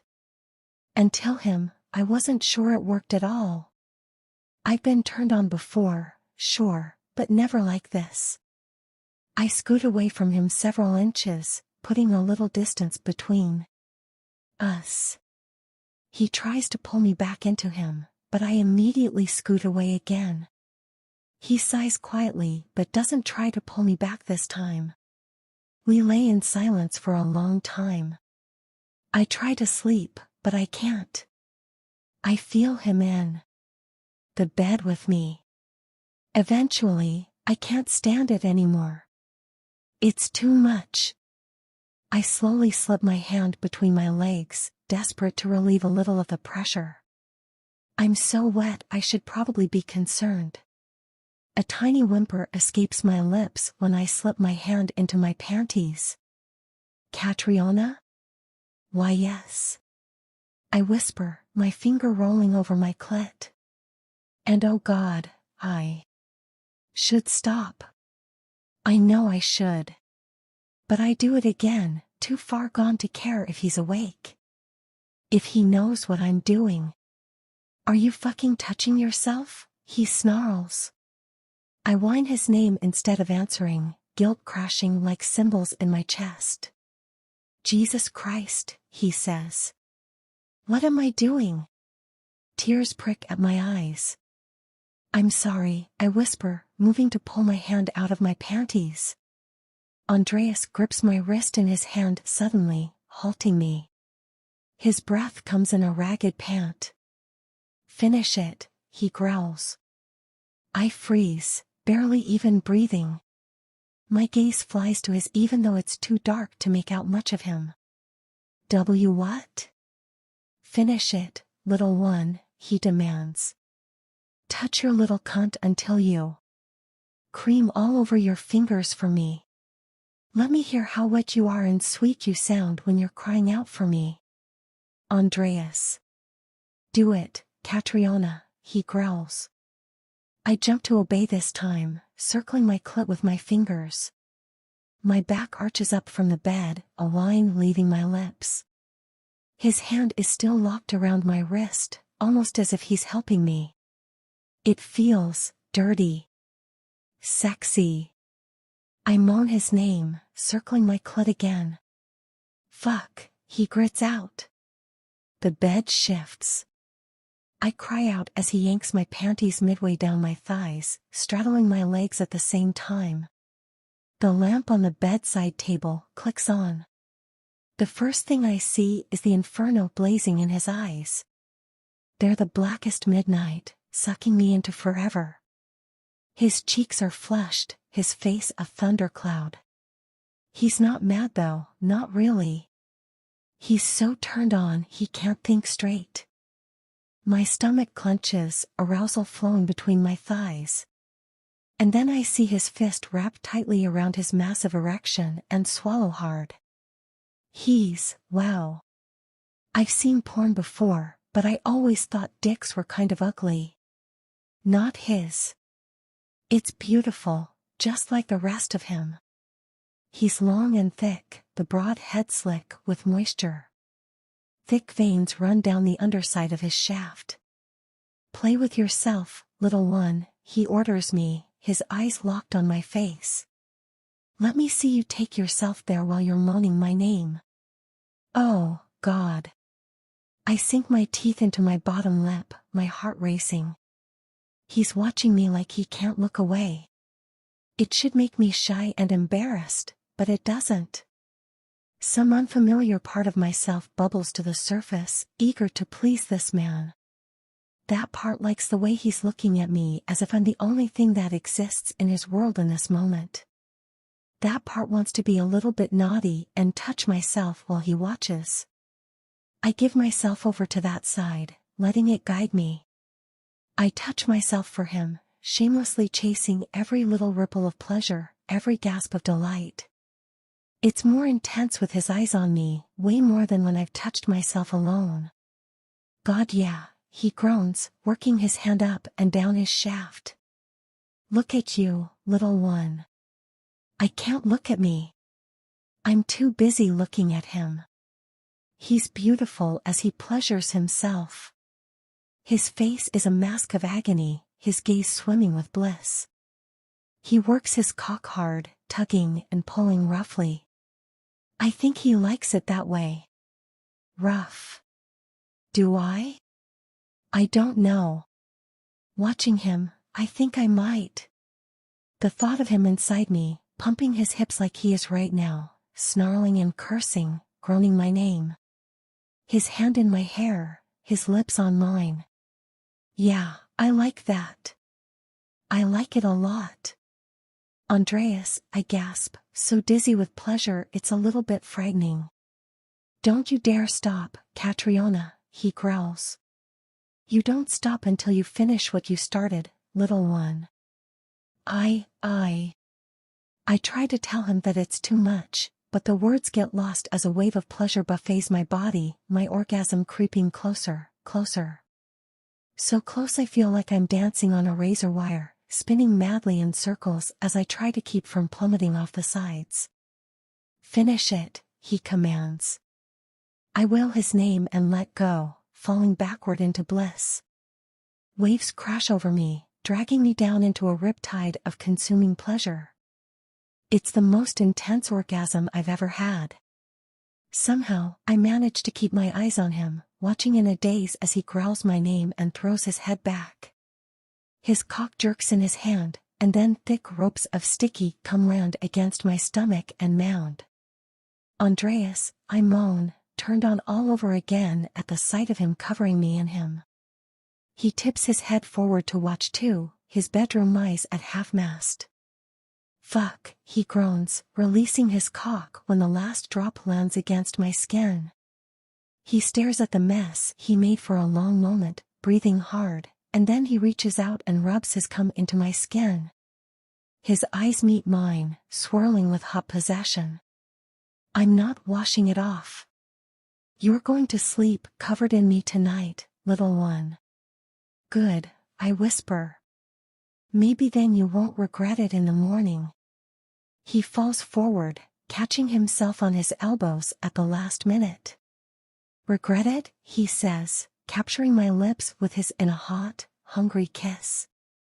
Little one, you'll be lucky if I let you leave the bed without a repeat performance in the morning. Really?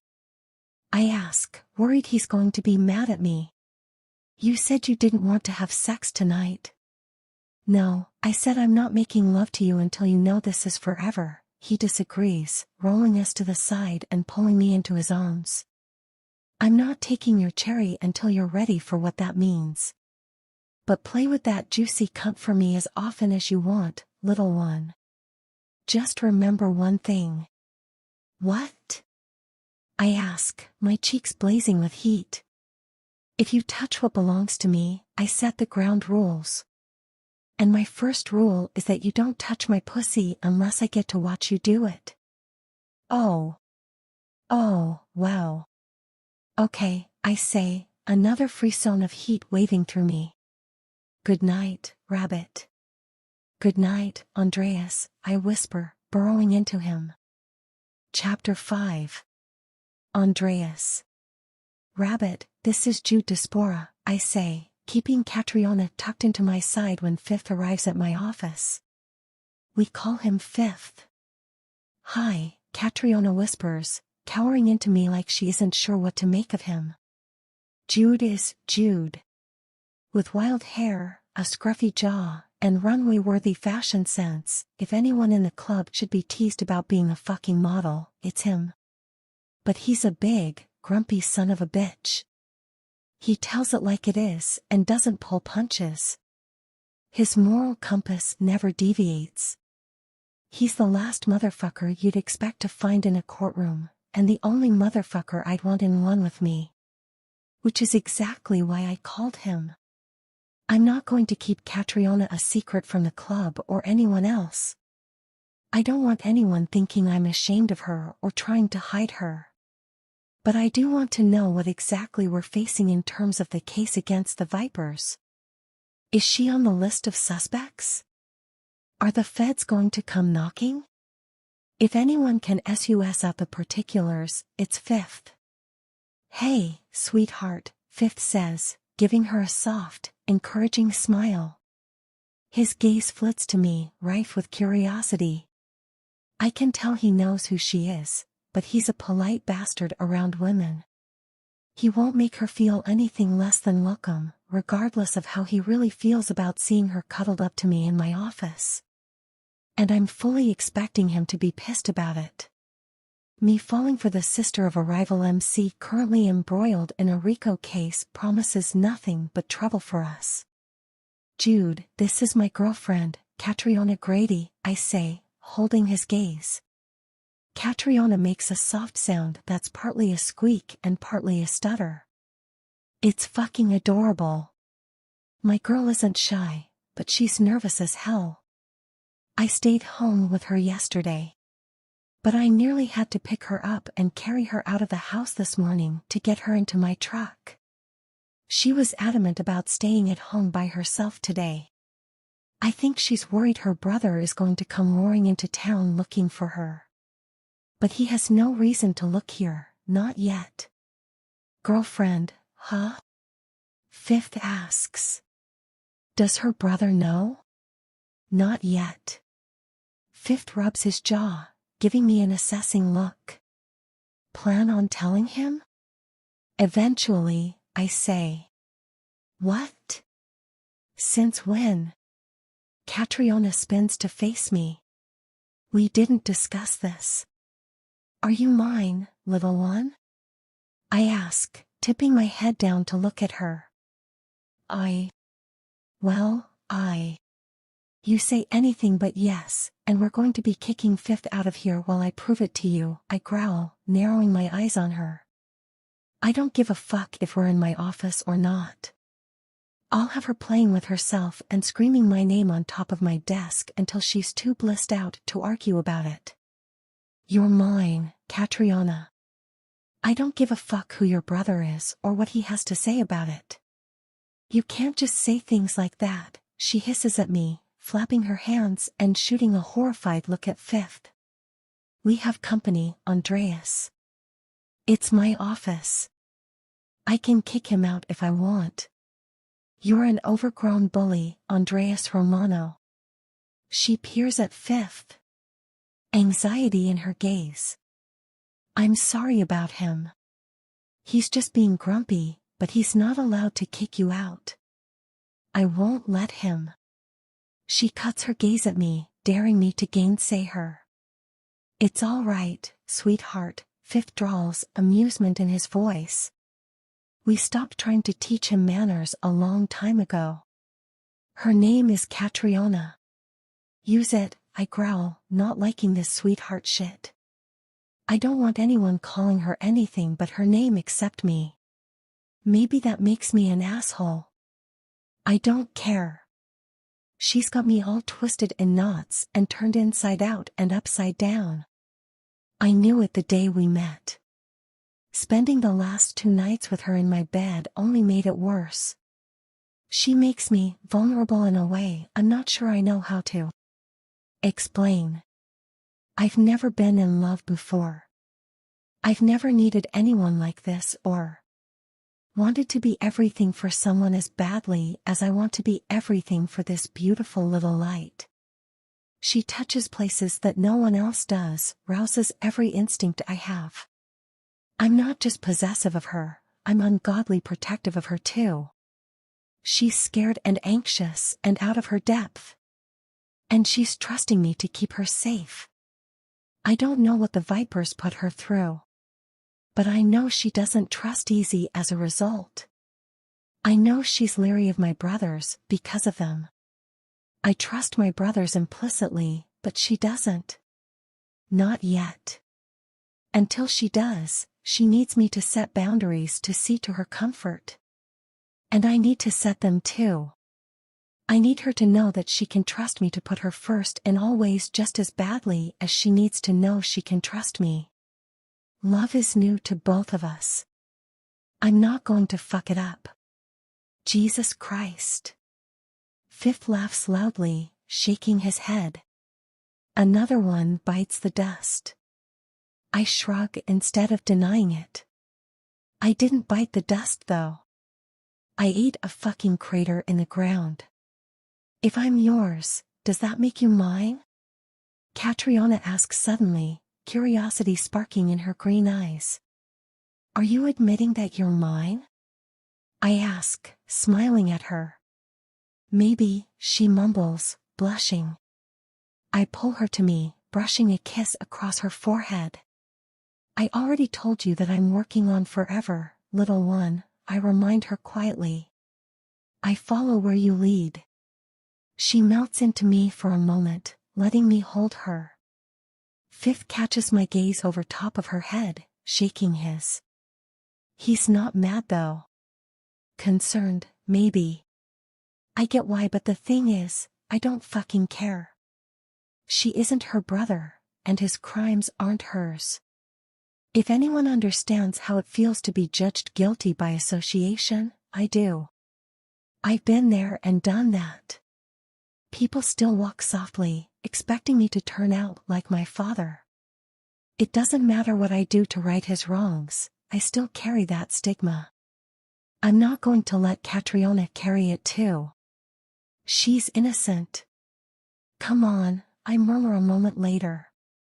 I lead her to the conference table set up on the far side of the office, pulling her down into a chair beside me.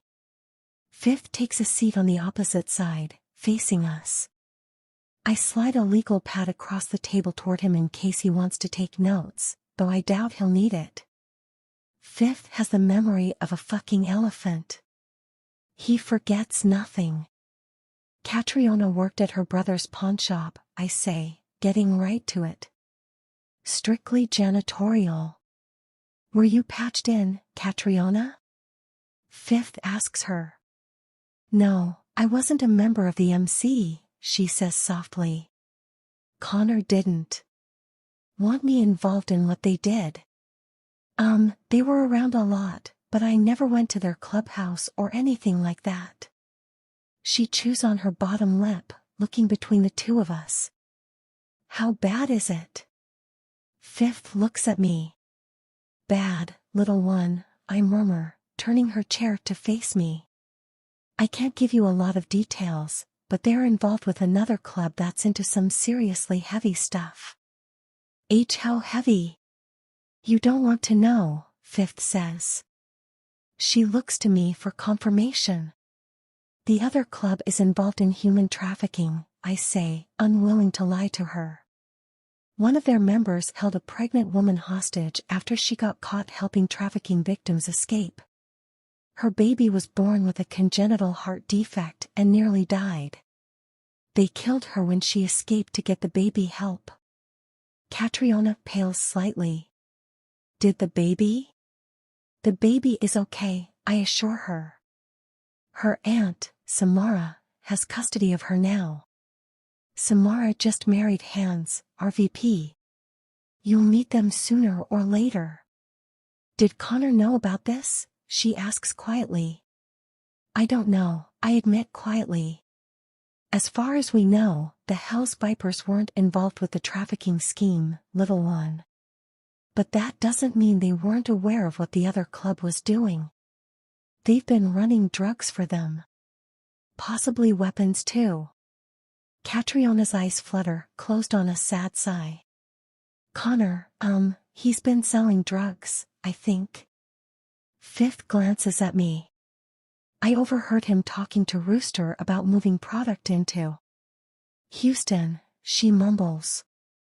He never confirmed it when I confronted him about it, but I kind of figured that's what they were talking about. Her eyes pop open, focusing on me. Why are you telling me this, Andreas? What are you asking me to do? Nothing, Rabbit, I promise. We're not asking you to do anything. You don't owe me answers or explanations. You don't have to tell me anything about them or their business. I'm not interested in starting a war with them. Like I told you, the only thing I care about is protecting my people. I tip her chin up with a finger beneath her chin. In case it's not clear, that includes you, Rabbit. Fifth clears his throat, claiming our attention. Not to be an asshole here, but it'd help to know what she knows, he says with a shrug. Might solve a few problems. No. I'm just saying, she has information we may need. You're rich, Catriona says to Fifth, eyeing him shrewdly. Did you grow up that way? He tilts his head, a question in his eyes. Answer the question, please, she demands. I did, he says. Well, I didn't grow up that way. Silver Spoon Falls may be this wonderful town where great things happen, and rich people come to play, but Copper Creek has been dying since I was born, she says. It's overrun by people willing to do whatever they have to do to get by, and by those eager to take advantage of that desperation to make a quick buck. Snitches are lucky if they get stitches in Copper Creek. Most of the time, they end up in ditches. I reach for her hand, slipping mine into it. It's easy to do the right thing when you have the privilege and the power to do it safely, she finishes quietly, clinging to my hand. Not all of us are that fortunate. Some of us grew up watching what happens when you speak up without either, and we just want to make it through the day alive. Fifth is quiet for a minute, processing. And then he nods. You're right, he says. I did grow up in a different world than you, and I don't know what it's like to experience those struggles. It's not fair of me to ask you to put yourself at risk just to help make my life easier. He sighs. But I'm not just asking for me, Catriona. Then why are you asking? She demands. Fifth looks at me, cocking a brow as if to ask if I'm going to tell her. Little one, you worked at your brother's pawn shop, I remind her gently. You lived among the vipers for years. When the police come knocking, it's quite possible they'll come with a warrant for your arrest too. But I already told you I didn't do anything, she protests. I know that, I say. And the fact that you walked away helps. But if they decide they want to know what you know, they're going to back you into a corner and try to exchange your freedom for knowledge. They'll try to get you to testify against your brother and the vipers by any means necessary. She gapes at me. Andreas, she whispers, her voice stricken. Tears well in her eyes. Even if I told them everything I know, it wouldn't be enough to satisfy them. Connor kept me in the dark about all of it. I picked up bits and pieces here and there, but not about anything major. You know more about them than I do. Hey, I murmur, pulling her out of her chair and into my lap. Hey, it's all right. I wrap my arms around her, holding her tightly to my chest. We don't even know yet if you're on their radar, little one. That's why Fifth is here now. We're trying to come up with a game plan so we can do everything in our power to keep you out of it, okay? I don't want to go to jail, she mumbles. Good, because I'm not going to let you go to jail. I might though, because I'm ready to break Fifth's fucking jaw. You ready to talk about it? Fifth asks when Catriona slips into the bathroom 15 minutes later. He knows exactly what's coming. I think he knew before he even pulled that bullshit. You're an asshole, I snap, glaring at him across the table. He intentionally backed her into a corner to see how she'd react to save herself. To see if she'd give up her brother if it meant keeping herself out of jail. I know, he says quietly, not denying it. She doesn't know anything. I could have fucking told you that, I growl. She isn't a criminal. She isn't a viper. I won't apologize for caring about you, brother. He holds my gaze, his unyielding. 2 months ago, they attacked Kyra trying to get at cash. They're shady and scrupulous motherfuckers. They've got that girl tangled up in shit she has no business being tangled in. And she's their VP's baby sister. I wouldn't put it past them for a minute to send her after you to bring you down.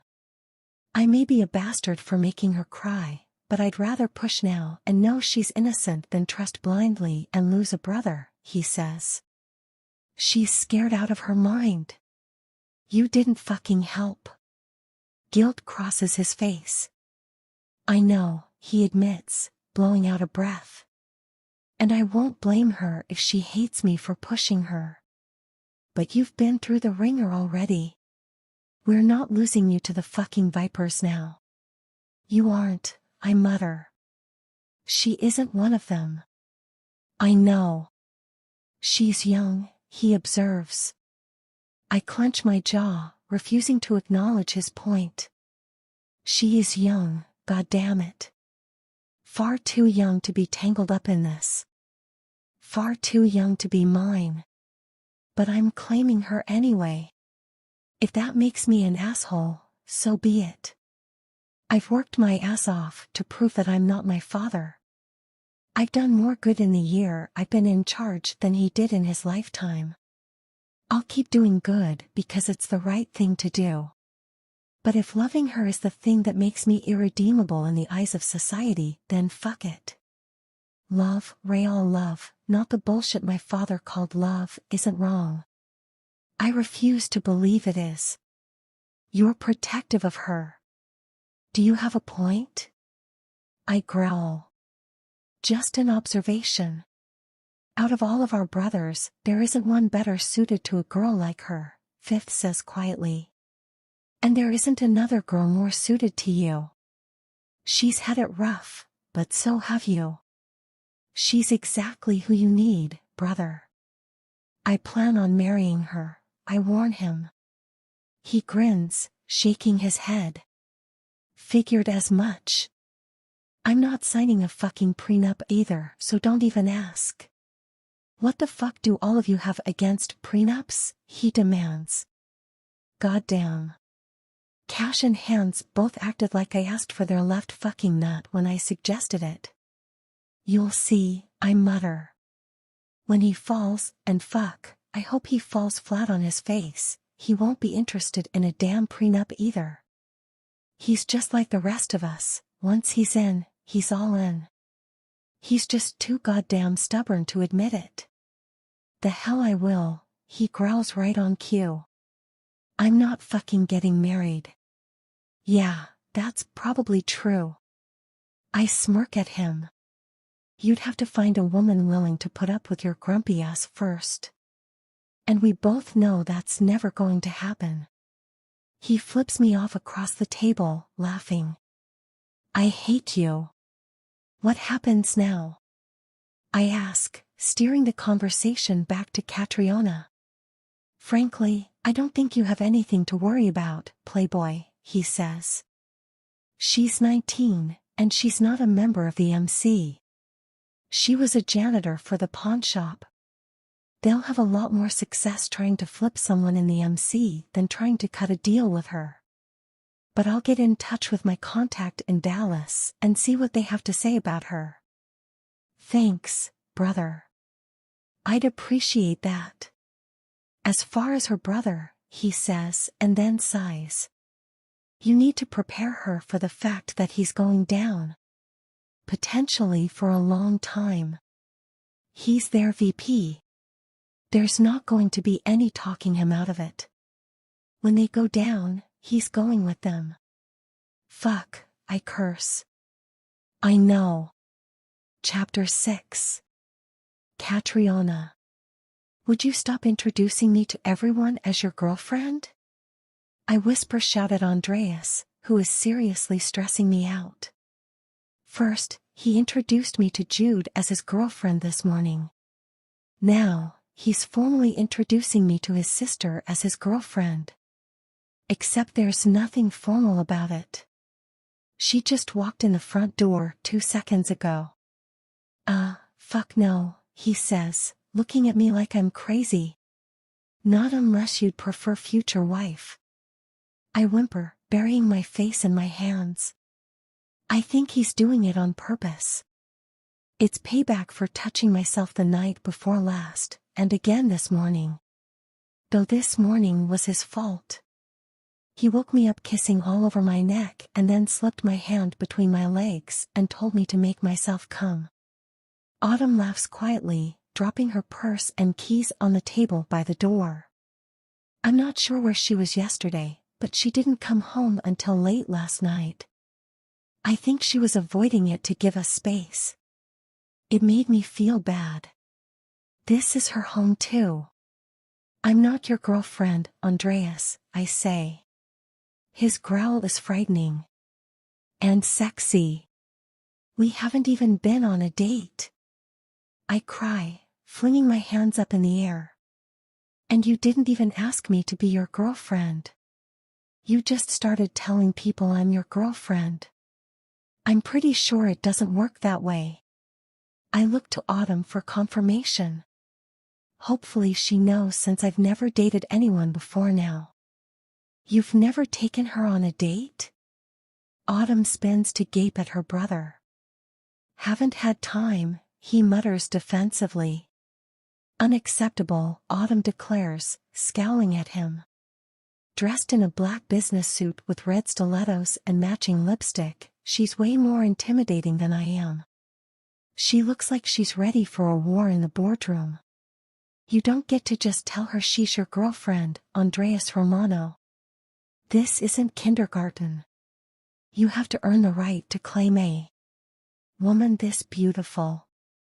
And you have not earned it. She huffs at him and then spins to me, looping her arm through mine. Come on. We're going to get you ready while my idiot brother figures out where he's taking you tonight. But well, if it isn't the consequences of my own actions biting me in the butt. This isn't at all what I meant. I glance over my shoulder at Andreas, silently pleading for help as Autumn drags me up the stairs, but he just smirks at me. The big jerk. You'll have to excuse him, Autumn says, pulling me into her bedroom suite. Like Andreas's suite, hers is massive. It's not nearly as tidy as his though. She has boxes stacked in one corner, with clothes scattered around the floor. Her purple sheets are twisted up, one pillow hanging off the side of the bed. It's honestly a mess, but seeing it instantly puts me at ease. At least something in his world is familiar. Everything else is shiny and perfect. He's a clueless idiot most of the time, Autumn says, releasing me to wade through the clothes in the floor on her way to the closet. I don't think he's ever dated. Me either, I confess. Really? Why not? I mean, not that it's any of my business, but you're gorgeous. Thank you. I smile at her. She's genuinely nice. If she thinks it's odd that I showed up at midnight, had a meltdown, and then moved in, she hasn't mentioned it. My brother never let me date. My brother never let me date either. She scrunches up her nose in distaste. Not that I ever wanted to date. Me either. Why not? Men suck, I say with a shrug. The ones I know do anyway. Except for Andreas. He's different. He doesn't make my skin crawl or make me want to vomit. His eyes aren't eternally bloodshot, and he doesn't constantly smell like alcohol and stale cigarettes. There's nothing juvenile or immature about him. And he doesn't have women hanging all over him all the time like the vipers always do. She laughs quietly. I have a feeling I'm going to like you, Catriona Grady. I like you too, I whisper and then fidget nervously. I've never really had any girlfriends before. I mean, friends who were girls. Or friends at all, really. I bite my lip, figuring I probably shouldn't have admitted that. It probably makes me sound sad and desperate. It's true though. Sure, I had friends when I was a little girl. But they either moved away or stopped coming around once Connor got involved with the Vipers. For the past few years, I've been on my own. Then I'm thrilled to be your first girlfriend, she says with a bright, genuine smile. And then she gives a wicked laugh. Now, please tell me that I get to help you get ready for this date because my brother has been a pain in the ass my entire life and I am dying to see him lose his mind over you. What do you have in mind? I ask. Her grin turns purely wicked. Depends on how much you want to torture him. I chew on my bottom lip, thinking it over. He did introduce me as his girlfriend twice today. And he made me go to work with him. Though I'm not really sure why since he didn't even do any work and we ended up leaving at noon. After Jude left, I convinced Andreas to let me straighten up his desk. I don't know how he managed to find anything with it as messy as it was. I spent most of the morning organizing paperwork into chronological order. He spent most of the morning trying to interrupt me with kisses. I didn't complain too much. Kissing him is infinitely better than thinking about the trouble Connor is in. For a long time, my brother was my hero. He's been slowly losing that status for a long time now. But I don't think I ever let myself grieve that loss until now. My brother isn't the man I always thought he was. He isn't a hero at all. He's a criminal, just like his criminal friends. Part of me doesn't want to believe it. A big part of me rebels at the thought, refusing to accept that the same man who fought to keep me when anyone else would have given me up is the same one who now sells drugs and stolen property and hides his sins in the dark. But the rest of me, well, that part has been staring at the evidence for far too long to be so naive. My brother joined an MC to find himself. Instead, I think he lost his dang mind. I don't want to think about that tonight though. For once, I just want to be normal. I want to get dressed up and go out with Andreas and drive him a little bit crazy. I want to keep falling for the incredible man who burst into my life like a comet and turned it upside down. And I am falling. So fast it's a little bit terrifying and a little bit exhilarating at the same time. Andreas is everything I would have asked for if I'd known what to ask for in a man. He says he wants forever, and I desperately want to give him that. But I'm so scared to let myself love him only to lose him. He wants me now, but what happens if I go to jail? Is it fair to take his heart if I'm only destined to break it? I don't know. Part of me thinks I should run now and protect us both. The rest of me thinks it's already too late for that. Even if I go back home tomorrow, I'll still be leaving my heart here. I'll still be taking his with me. Maybe just a little bit of torture, I whisper after a moment, earning a giant smile from Autumn. I send up a silent prayer that I don't end up destroying Andreas's heart and mine, but if God's listening, he doesn't answer. Stop staring at me, I whisper, squirming in the seat of the limo. My red bodycon mini dress is beautiful. It's long sleeve, but plunges low between my breasts, showing more cleavage than I'm used to showing. The asymmetrical hem ends above mid-thigh, with a slit on one side that goes nearly up to my hip. It's sexy and daring, and Andreas can't keep his eyes off me. He lounges across from me with his legs spread apart, one arm thrown over the back of the bench seat. He looks edible in his black tux. Then again, he usually does. The way he keeps looking at me is making me crazy. I'm not sure if he wants to spank me, kiss me, or fuck me. He growled when he saw me, and then spent 5 minutes trying to kiss my lipstick off. He wasn't very happy with his sister when it wouldn't come off, which she thought was hilarious. I don't think he's very happy about how short my dress is either. He kept asking Autumn where the fuck the rest of it went. Eventually, she smacked him in the back of the head and then said something to him in Italian that I didn't understand. He got real quiet after that and told me how beautiful I look. I have no idea where he's taking me, but I know we're going to Houston. Hearing that made me feel better about the whole situation. I'm not ashamed to be seen with him. I'm just worried. My brother already hates him. The last thing I want is for Connor and the Vipers to pick a fight with Andreas and the Silver Spoon MC because I left home. Things between them are bad enough without adding fuel to the fire. Sooner or later, I'm going to have to tell my brother that I'm dating Andreas. But I don't want him to find out because we were seen together. Or, worse, because we ran into him while we were on my first ever date. I couldn't take my eyes off you if I tried, Rabbit, Andreas rumbles, swallowing hard.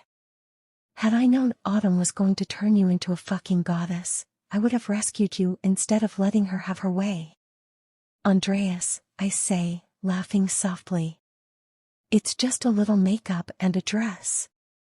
No, he disagrees, shaking his head. It's you, Catriona. You're so fucking pretty. Jesus. You're pretty enough to tempt a saint. And I've never been a holy man, little one. I smile shyly, my nerves settling. Then I guess it's a good thing I'm not expecting a saint tonight, isn't it? I ask. No? His lips quirk up into my favorite crooked grin. What are you expecting, rabbit? I don't know. I've never been on a date before. I glance at him from beneath my lashes, nibbling on my bottom lip. But I'm kind of hoping that maybe. Maybe what?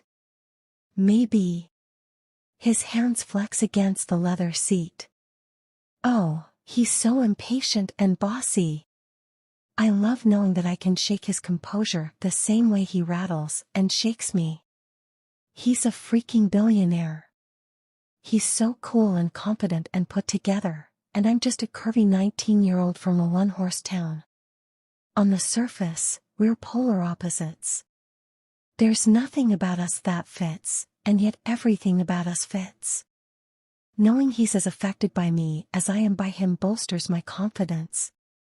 It makes me feel alive in a way I never have before. It makes me feel womanly in a way I never expected. With Andreas, I'm not just a curvy 19-year-old girl. I'm a powerful, desirable woman. One this man finds irresistible. Maybe, I say, sliding out of my seat and swaying toward him. He reaches for me, pulling me down to straddle his lap. I twine my arms around his neck, groaning when he spreads his legs apart slightly to force my dress up higher on my thighs. I know he can see my panties. I think that was his entire plan. Maybe what, little one? He rasps in my ear, his hands like vices. Around my hips. He's panting like he's out of breath, his eyes on fire. God, he's so damn sexy like this. Maybe I won't have to touch myself when it's over, I whisper. Fucking Christ, he growls, his grip tightening on me. He sits perfectly still. For a minute, I think maybe I pushed too far and asked for too much. He's really not going to touch me at all until I agree to give him forever. Part of me wants to cry out in disappointment. The other part thrills that he wants forever so fiercely that he's willing to deny himself even a taste of pleasure to get it. You want me to touch you, little one? He asks then. Yes, I sob, relief and need crashing together, creating a harmonic that feeds off one another. I need you, Andreas. He groans my name, yanking me forward. I fall into his chest, landing with his lips against mine. He kisses me like he plans to steal my soul and claim it as his own. It's hot and heavy and dark. God, he's so good at kissing me breathless. I don't just submit to him. I give myself over to him entirely, letting him consume me. Oh! I cry, sobbing into his mouth when he plunges one hand between us, deftly pulling my panties to the side. Part of the fabric tears. His thumb parts my bare slit. I'm already dripping wet for him, pleading for release. I've been that way since he kissed me once Autumn finished my makeover. Fuck, he groans. Are you hurting for me? SS so bad. Show me, he demands. Ride my hand. I have no idea how to do that, but I'm willing to figure it out in the name of science. And orgasms, of courses. I shift on his lap, trying to plant my legs against the seat to give myself a little leverage. Between his height and my dress, it's virtually impossible. Use me, little one, he says. Hold on to my shoulders and rock your hips. I won't let you fall. I do as instructed, gripping onto his shoulders and rocking my hips. Good girl, he croons. And oh, is that supposed to make my stomach clench and quiver? I'm not sure, but I like the way he says it, like I'm pleasing him even though he's the one touching me. Andreas, I gasp. Touching myself with him watching was intense, but this is an entirely new level of pleasure. His hand between my legs feels so much better than mine. He knows exactly where to touch me and how to touch me to send shards of pleasure dancing through my veins.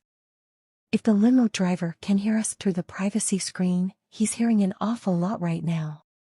Do you have any idea how hard you make it to keep my dick out of you? Andreas rasps, his voice like smoke. One thick finger teases at my entrance before gently slipping inside. No, I moan, riding his hand like my life depends on it. I'm hard every fucking minute of the day since I met you, he growls, rolling his thumb over my clit. I'm so wet, there's no hiding the sounds my body makes as I rock against his hand. I want to plant my kid in you more than I want my next breath. I should be ashamed of myself for how badly I want to tie you to me. He presses his face against my chest, running his lips along the cleavage that spills from the top of my dress. He nips my skin between his teeth. I cry out, lifting up and then falling back down. He curls his finger up, touching some spot inside that connects to every nerve ending in my body. They all light up at once, firing, firing, firing. I explode apart at the seams, shattering into 1,000 tiny pieces. I spin and twist and roll through a fog of ecstasy, whimpering his name. He holds me through it, sheltering me in his strong arms. Good girl, he breathes against my ear, dropping kisses into my hair. Ride it out, little one. I do, every perfect second. And then I frown.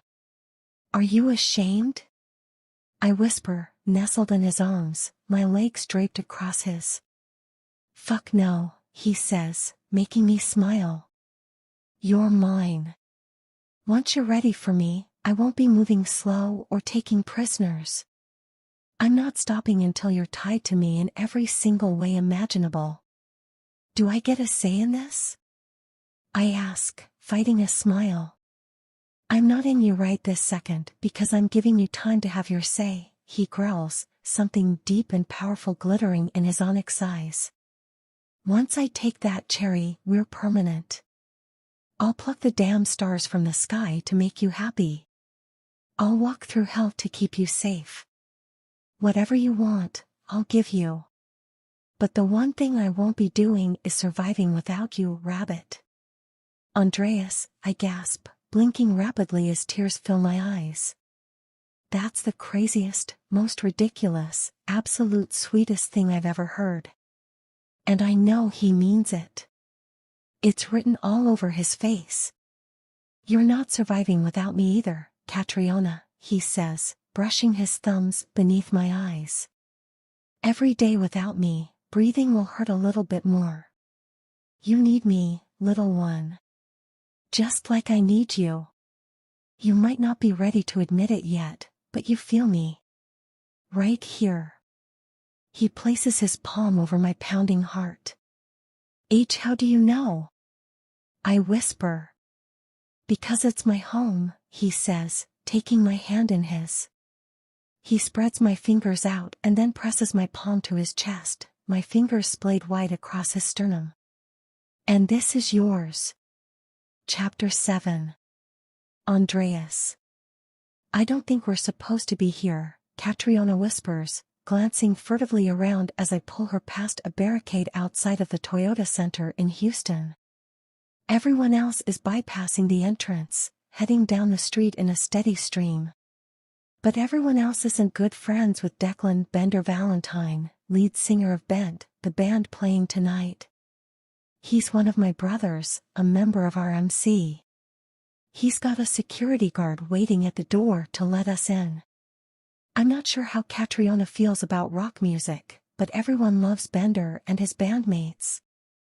I want our first date to be one she never forgets. Dinner with Bender, followed by front row seats to the show, will be an experience to remember. She deserves that. She hasn't had many of those in her life. Autumn would probably lose her mind if she knew this was what I came up with for the night. It's over the top. But fuck. I didn't bring Catriona here to impress her. I don't want to wine and dine her and dazzle her with sights that will only remind her of just how small her world has always been. I want to share her with the people who matter, the ones who will help me love her the way she deserves. The ones who will help protect her and show her that she can fit into this world too. Bender is part of my world. When she marries me, he'll be part of her world too. She needs to meet Bender before she sees him on stage so she can meet the stubborn, selfless pain in the ass I know, not the rock star the rest of the world knows.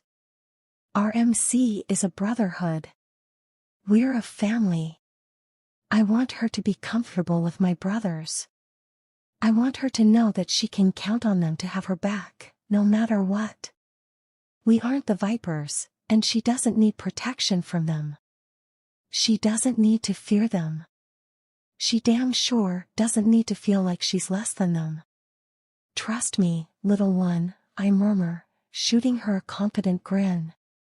She gives me a look that makes it clear she thinks I'm violating every rule in the book, but she lets me lead her around the barricade. I fight a smile the whole time. I fucking love that she's a stickler for the rules.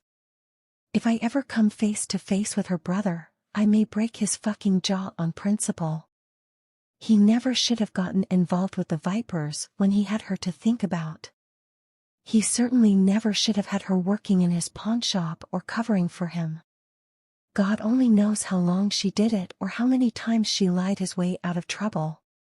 She loves him fiercely, and he used it to drag her into something that's so far outside of her character it's a goddamn travesty. Thank God, Giant talked me into taking a ride. Thank God, we decided to snoop around the pawn shop. Thank God, Catriona confronted us. Thank God, she came to me for help. Until last week, I always believed we were the masters of our own fate like Henley wrote in Invictus. Now, I'm not so sure. If fate didn't play a hand at throwing us together, I'm not sure what did. We're going to get in trouble, Catriona hisses, tugging on my arm as a cop car turns onto the block. I can't go to jail with torn panties, Andreas. As if I'd let her go to jail at all.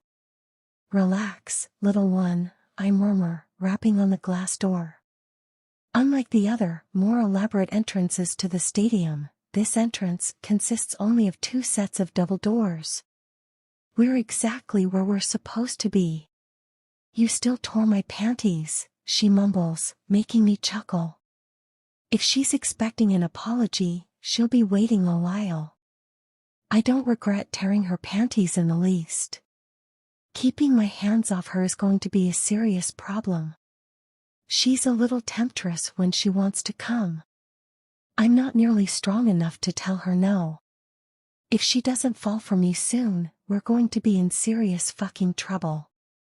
Keep being fucking cute and I'll tear every pair you own, I tell her, smirking. You will not, she gasps. Try me, rabbit. She narrows her eyes on me, her chin coming up. Fine, she says. Go ahead and tear them. And then you can explain to the whole world why they keep seeing my butt every time I wear a dress. She presses up against me, her gorgeous tits smashed onto my arm. And just so you know, I plan to wear lots of dresses, Andreas Romano. New rule, I growl, plunging my hand into her hair and tipping her head back until my mouth hovers inches from hers. If anyone sees what belongs to me, you'll spend the next 3 days wearing nothing but my handprints and my cum. She moans softly and then something contemplative flashes in her eyes. Wait. Does that include tonight? Does that include? Jesus Christ. She's trying to kill me. Little one? Kiss me before you make me stand my brother up, I say, chuckling. Fine, she mutters. But you still owe me new panty. I cut her off with my lips on hers. By the time I let her up for air, the security guard is at the door, and she's forgotten that she's disgruntled over the hole in her panties. Hi, she squeaks to the security guard, blushing profusely. I'm pretty sure we aren't supposed to be here, but he doesn't listen to me. She jerks her thumb at me. Sup, playboy? Grizz says, grinning at me. Good to see you, I murmur, sliding my palm against his, then pounding our fists together. Like a lot of the guys who do security at shows here, Grizz works for Giant's company, Carmichael Security. They specialize in protection for people like Bender, celebrities with massive followings. Grizz is a fucking behemoth. No one gets past him. Of course you know him, Catriona says, sighing dramatically. Grizz looks at her, then back to me. This one's yours? Working on it. Nice, he says. He's waiting for you guys. You need me to take you up? Nah. I know where to find him, I say. Here. Grizz hands me 2 VIP passes. Just in case anyone gives you a hard time. I snort but take the passes anyway. When your face is plastered everywhere as often as mine is, people tend to know your name. And if they don't remember your name, they're smart enough to find someone who does before they stop you. I can't recall the last time someone questioned whether I was allowed to be somewhere. I could be on my way to rob the place, and most people would happily show me the way. It's goddamn ridiculous, honestly. Holy crap. Catriona whisper shouts. I glance down at her. Bent is playing here tonight. She points at the giant banner stretched across the far wall. Bender's ugly mug is front center, his long hair and dark eyes unmistakable. Women go fucking crazy over him. It's great for me. When he's around, everyone leaves me alone and bugs the hell out of him instead. I say, chuckling. Most women would have asked a million questions by now about our plans for the night. Not Catriona. I think if I were anyone else, she'd have asked just as many questions and wouldn't have been satisfied until she had answers. But she knows she's safe with me. She trusts me to take care of her. I thought you might like to meet Bender, little one. You know Bender? She gapes at me. He's one of my brothers. Really? He's the one we're here to meet? Yep. Catch y'all later, Grizz says. Thanks, man. He gives us a 2-finger salute and then takes off. I lace my fingers through Catriona's and head toward the stairs to go find Bender. The stadium is home to the Houston Rockets, so everything is decked out in team colors and memorabilia. Catriona barely notices. She walks quietly at my side for a moment and then peers up at me, her lip caught firmly between her teeth. You're a billionaire, she says. Bender is a rock star. Giant is, I'm not sure what he is, but he's something. Jude is a lawyer. Are there any normal people in your MC, Andreas? Normal people? I laugh quietly, leading her up the stairs to the 2nd floor of the stadium. You know what I mean. She rolls her eyes at me. We're all normal, little one, I murmur. We've just been fortunate in life. So that's a no then, she says, making me smile again. She's cute when she gets all snarky and sassy. You're all ridiculously hot and crazy successful, aren't you? First of all, I'm the only one you're allowed to look at, I say, hitting her with a hard look. Everyone else in the MC looks like Pee-wee fucking Herman as far as you're concerned. Second, we're all successful, yes. But success looks different to each of us, Rabbit. If Hans was asked to give up his practice to save even a single patient, he wouldn't hesitate. Hacker's family is probably worth more than mine. He could dominate the tech industry if he wanted to do it, but he's happiest here. I didn't mean it like that, she says softly. I know, I promise. But my point is, each of us defines what success looks like to us, and it's different for each of us. To me, success isn't money or power, little one. It's repairing the damage my father did to our company and our family. It's having a family of my own. It's love. It's growing old with her. It's spending the rest of my life loving her. Her expression softens, anxiety and consternation melting away.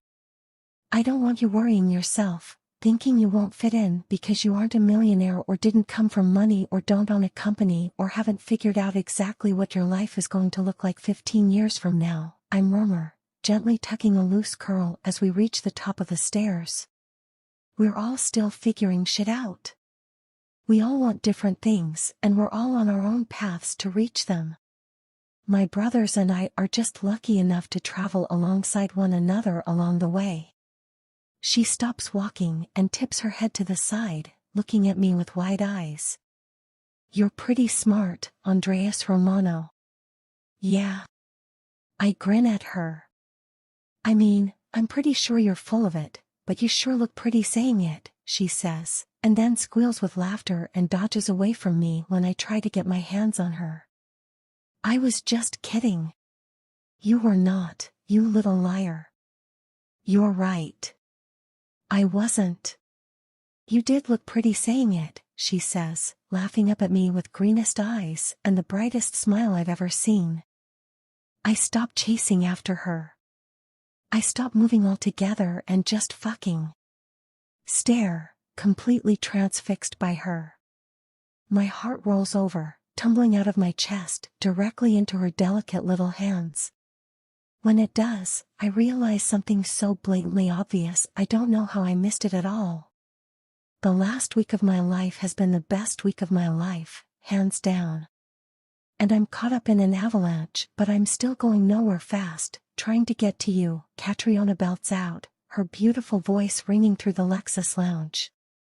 Holy shit, Bender says, staring in shock at her from across the table. Your girl has pipes, brother. Fuck yeah, she does. Jesus. Her voice is incredible. I didn't know she could sing like that, I murmur, watching her as she fumbles the lyrics and laughs it off with his drummer before launching into the chorus. Everyone at the table is watching her and smiling. She's so fucking happy, so beautiful. She lights up the entire room. Let me bring her on stage, Bender says. I quickly shake my head, earning a scowl from him. Don't be a jealous asshole, he says, his voice soft so it doesn't carry. With a voice like that, she could go far, man. Don't be the dick who holds her back because you don't want to share her. I don't want to share her, this is true. But I'd rent out entire stadiums and pack them with people if she wanted to sing in front of crowds. I'll support her no matter what path she chooses in life. I don't think that is what she wants for her life though. More than anything, Catriona craves affection and stability and the freedom to make her choices. You know me better than that, I mutter and then quickly fill him in on the situation. Since he's been on tour, he's only gotten bits and pieces of what's been going on at home. Aside from sneaking home for Cash's wedding, this is his first time back in the state in a while. He probably won't make it back home until Thanksgiving next month. He's out of the loop. Especially on more recent developments. Damn, he breathes once I've given him the highlights. He shakes his head, glancing at Catriona. Her brother sounds like a fucking asshole. I grunt my agreement. What do you need? Bender asks. This right here. I nod my head in her direction. 2 days ago, her world crumbled around her. This morning, it crumbled again. But tonight, she's laughing. She's happy. She needed a night of normalcy, one where she didn't have to worry about her brother or the vipers or think about what happens next. For tonight, she just needed 5 minutes to breathe. And I needed it for her. The rest of the MC met her yet? Bender asks, his expression softening as he watches her. He can be an arrogant asshole. It comes with the territory when the whole world is screaming your name every night. But he's got his head on straight and never let fame change him. It never turned him cynical or hardened his heart. Not yet. I'm introducing everyone slowly to give her time to adjust. Good idea, he says, spearing a piece of steak with his fork. It'll make it far easier for me to steal her from you if there's less competition from those assholes. Have you ever tried to sing opera? I ask, eyeing his steak knife. Because you keep talking that bullshit and you'll be singing it tonight, fucker. He grins at me, his eyes glittering with amusement. So it's like that, huh? Yeah, I say quietly. It's exactly like that. He smacks me on the back and then laughs loudly. Jesus Christ. I don't know what the fuck you guys are drinking, but you're dropping like flies. I'm scared to come home. My ass may end up married by the new year at this rate. Catriona says, her eyes lighting up. You're getting married? Bender shoots her a look of horror, which makes his bandmates crack up. He's been more than vocal about his feelings on the subject. The last time a reporter asked if he'd ever get married, he laughed for so long she got pissed and stormed out of the interview. Fuck no. I'm never getting married. Oh. Catriona scrunches up her face in confusion.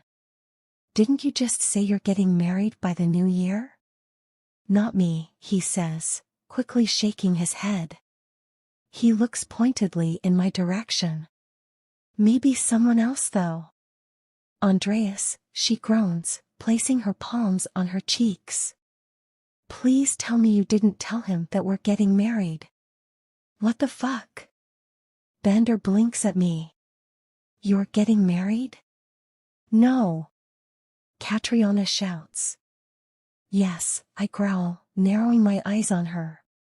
She better not have a thing for Bender or I will spank her perfect little ass. No, we are not. Yes, we are, little one. You. She splutters, staring at me like she isn't sure if she wants to laugh or cry or just give up and change the subject. I fucking love rattling her. She gets so cute when she's flustered. I'm telling your sister.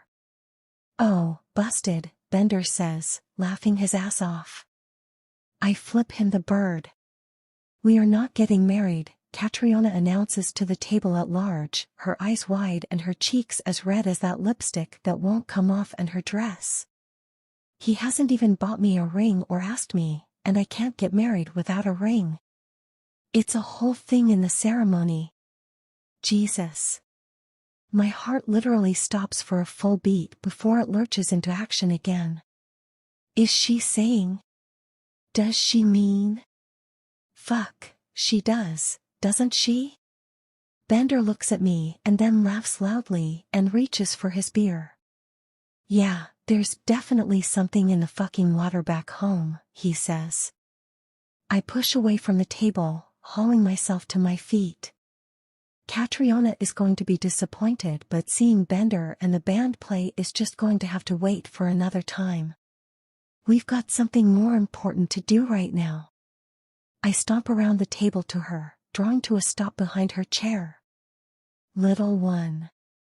What? She cries, flinging her hands up in exasperation, which makes Penelope laugh. Being the only woman in the band, she's surrounded by nothing but men and screaming fangirls while on the road. I think she's loving having Catriona here. Say bye to your new friends, Rabbit. We're leaving. We're leaving? Catriona cranes her neck to look up at me. But I thought. Whatever she sees on my face has her objection dying on her lips. She swallows hard, her pulse hammering in her throat. Her green eyes heat and darken as she stares at me. Bye, new friends, she whispers, not even breaking eye contact with me. I lift her out of her chair, fighting like hell not to lose it before I get her alone. I haven't even touched her and I'm already shaking. So is she. She knows this is forever. She wants to marry me. Fuck. You're mine now, little one. Chapter 8. Catriona. Where are we? I ask Andreas, wandering around the luxury penthouse in uptown Houston. A wall of glass stretches the length of the living room, offering a breathtaking view of the city. Thick rugs cover wooden floors, with pretty glass tables carefully arranged around the room. A large sectional takes up most of the living room, looking both luxurious and inviting. I've never seen decadence like this.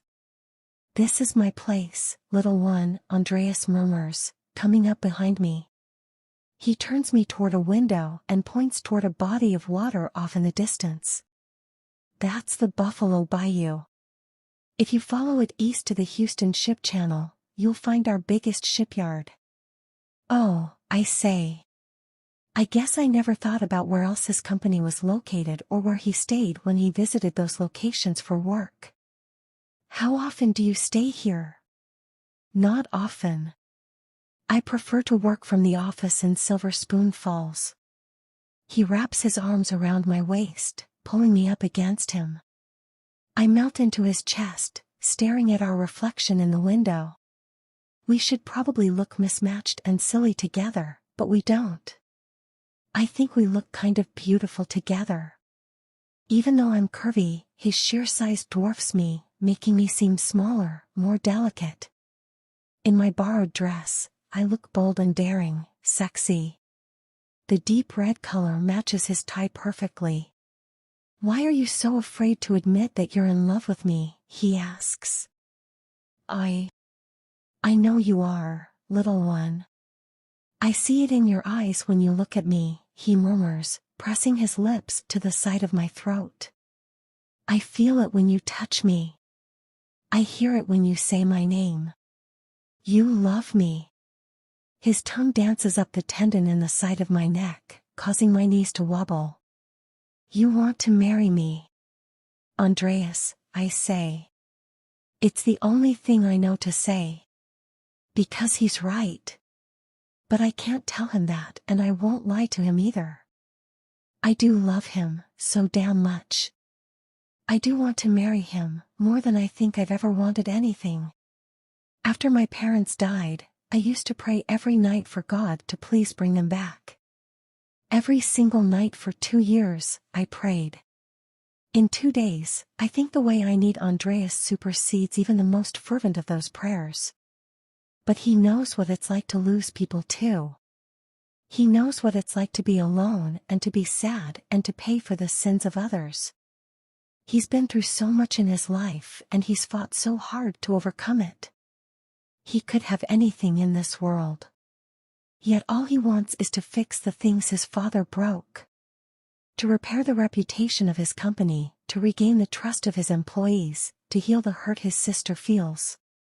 He's selfless and beautiful and the best man I've ever known. How am I supposed to take his heart and his name if I'm only going to bruise one and tarnish the other? That's not fair to him. He's been better to me than anyone ever has. I don't want to repay him by destroying what he's worked so hard to build. Tell me why you're afraid to love me, little one, he demands. I'm not afraid to love you, I whisper, watching his face in the mirror. He isn't going to let me wiggle out of this one. Not this time. I'm afraid to let you love me. He blinks those ridiculously long lashes and then gently turns me to face him. Explain. I sigh quietly. You're already paying for sins that aren't yours. Andreas. If you're with me, even if I don't go to jail, once people find out about my brother, they're going to judge you. Especially if anyone finds out about your father's connection to the Vipers. You've worked so hard to repair the damage he did. I don't want to be the thing that destroys it. No. No? No, he says again. I blink at him. What do you mean, no? I mean no, little one, he says, tipping my face up to his with a finger beneath my chin. Do you know how many perfect moments I've had in my life? 6, rabbit. I've had 6. He brushes his lips across mine.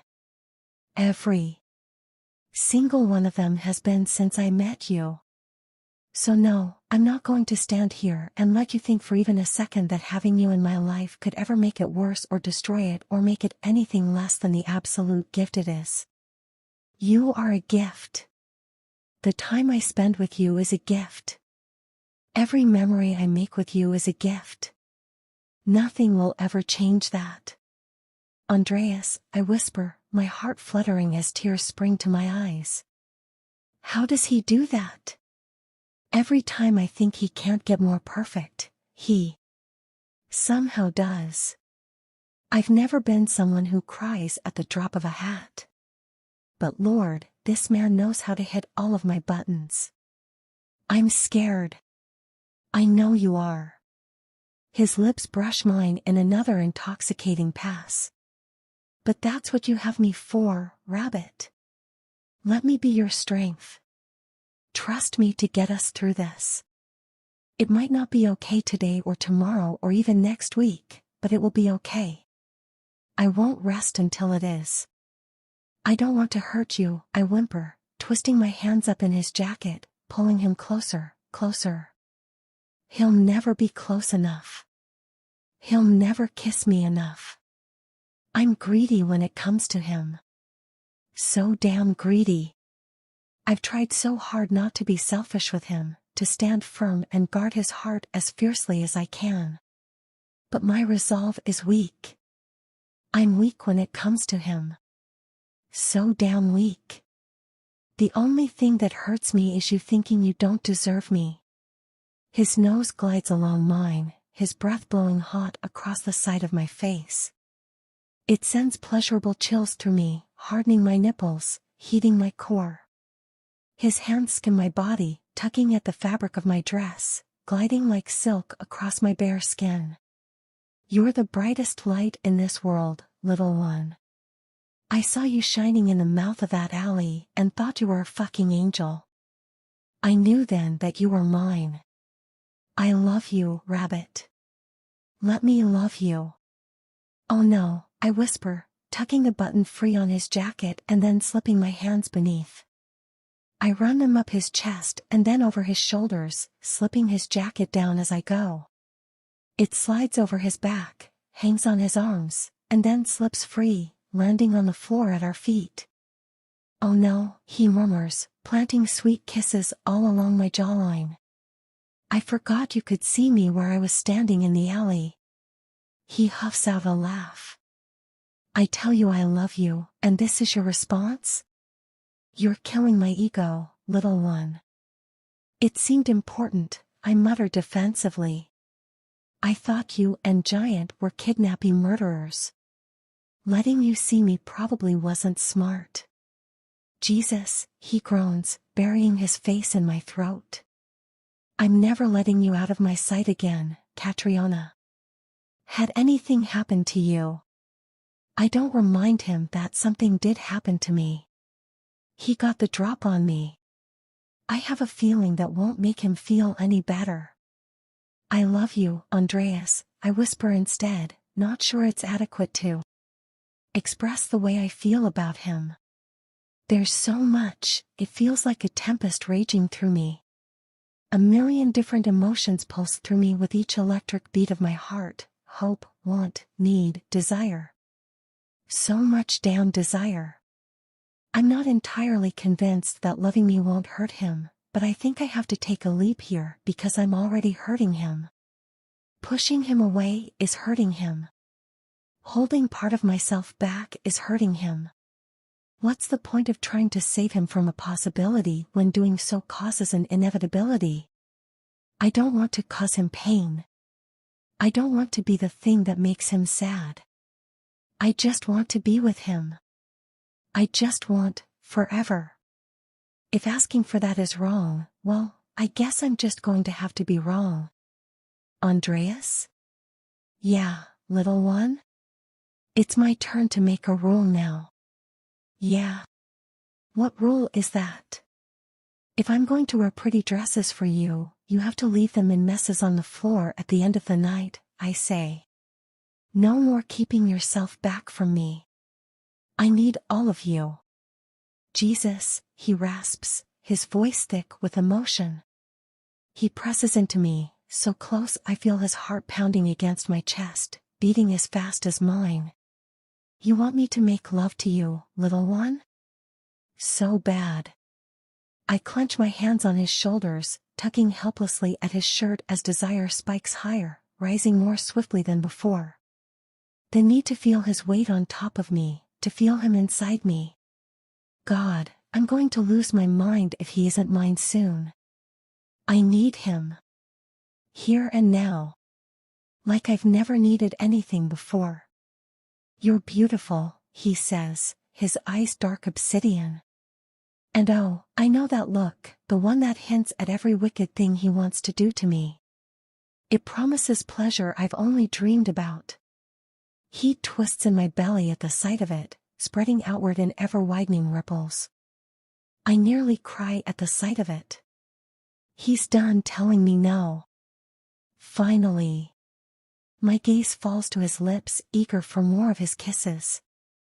Will they be tinged with the truth now? Will love change the taste of his lips and the shape of his tongue? I moan at the thought, dying to know. I want to know everything about this man. Everything. Catriona, he breathes, his voice husky, and then his mouth descends on mine. His tongue darts out, licking at the seam of my lips. He backs me toward the windows, teasing his tongue across my bottom lip at the same time. My back hits the cool glass, pulling a moan from my lips. It feels good against my overheated skin, the dichotomy of sensations overwhelming. Andreas reaches for my hands, pulling them up above my head to pin them against the glass.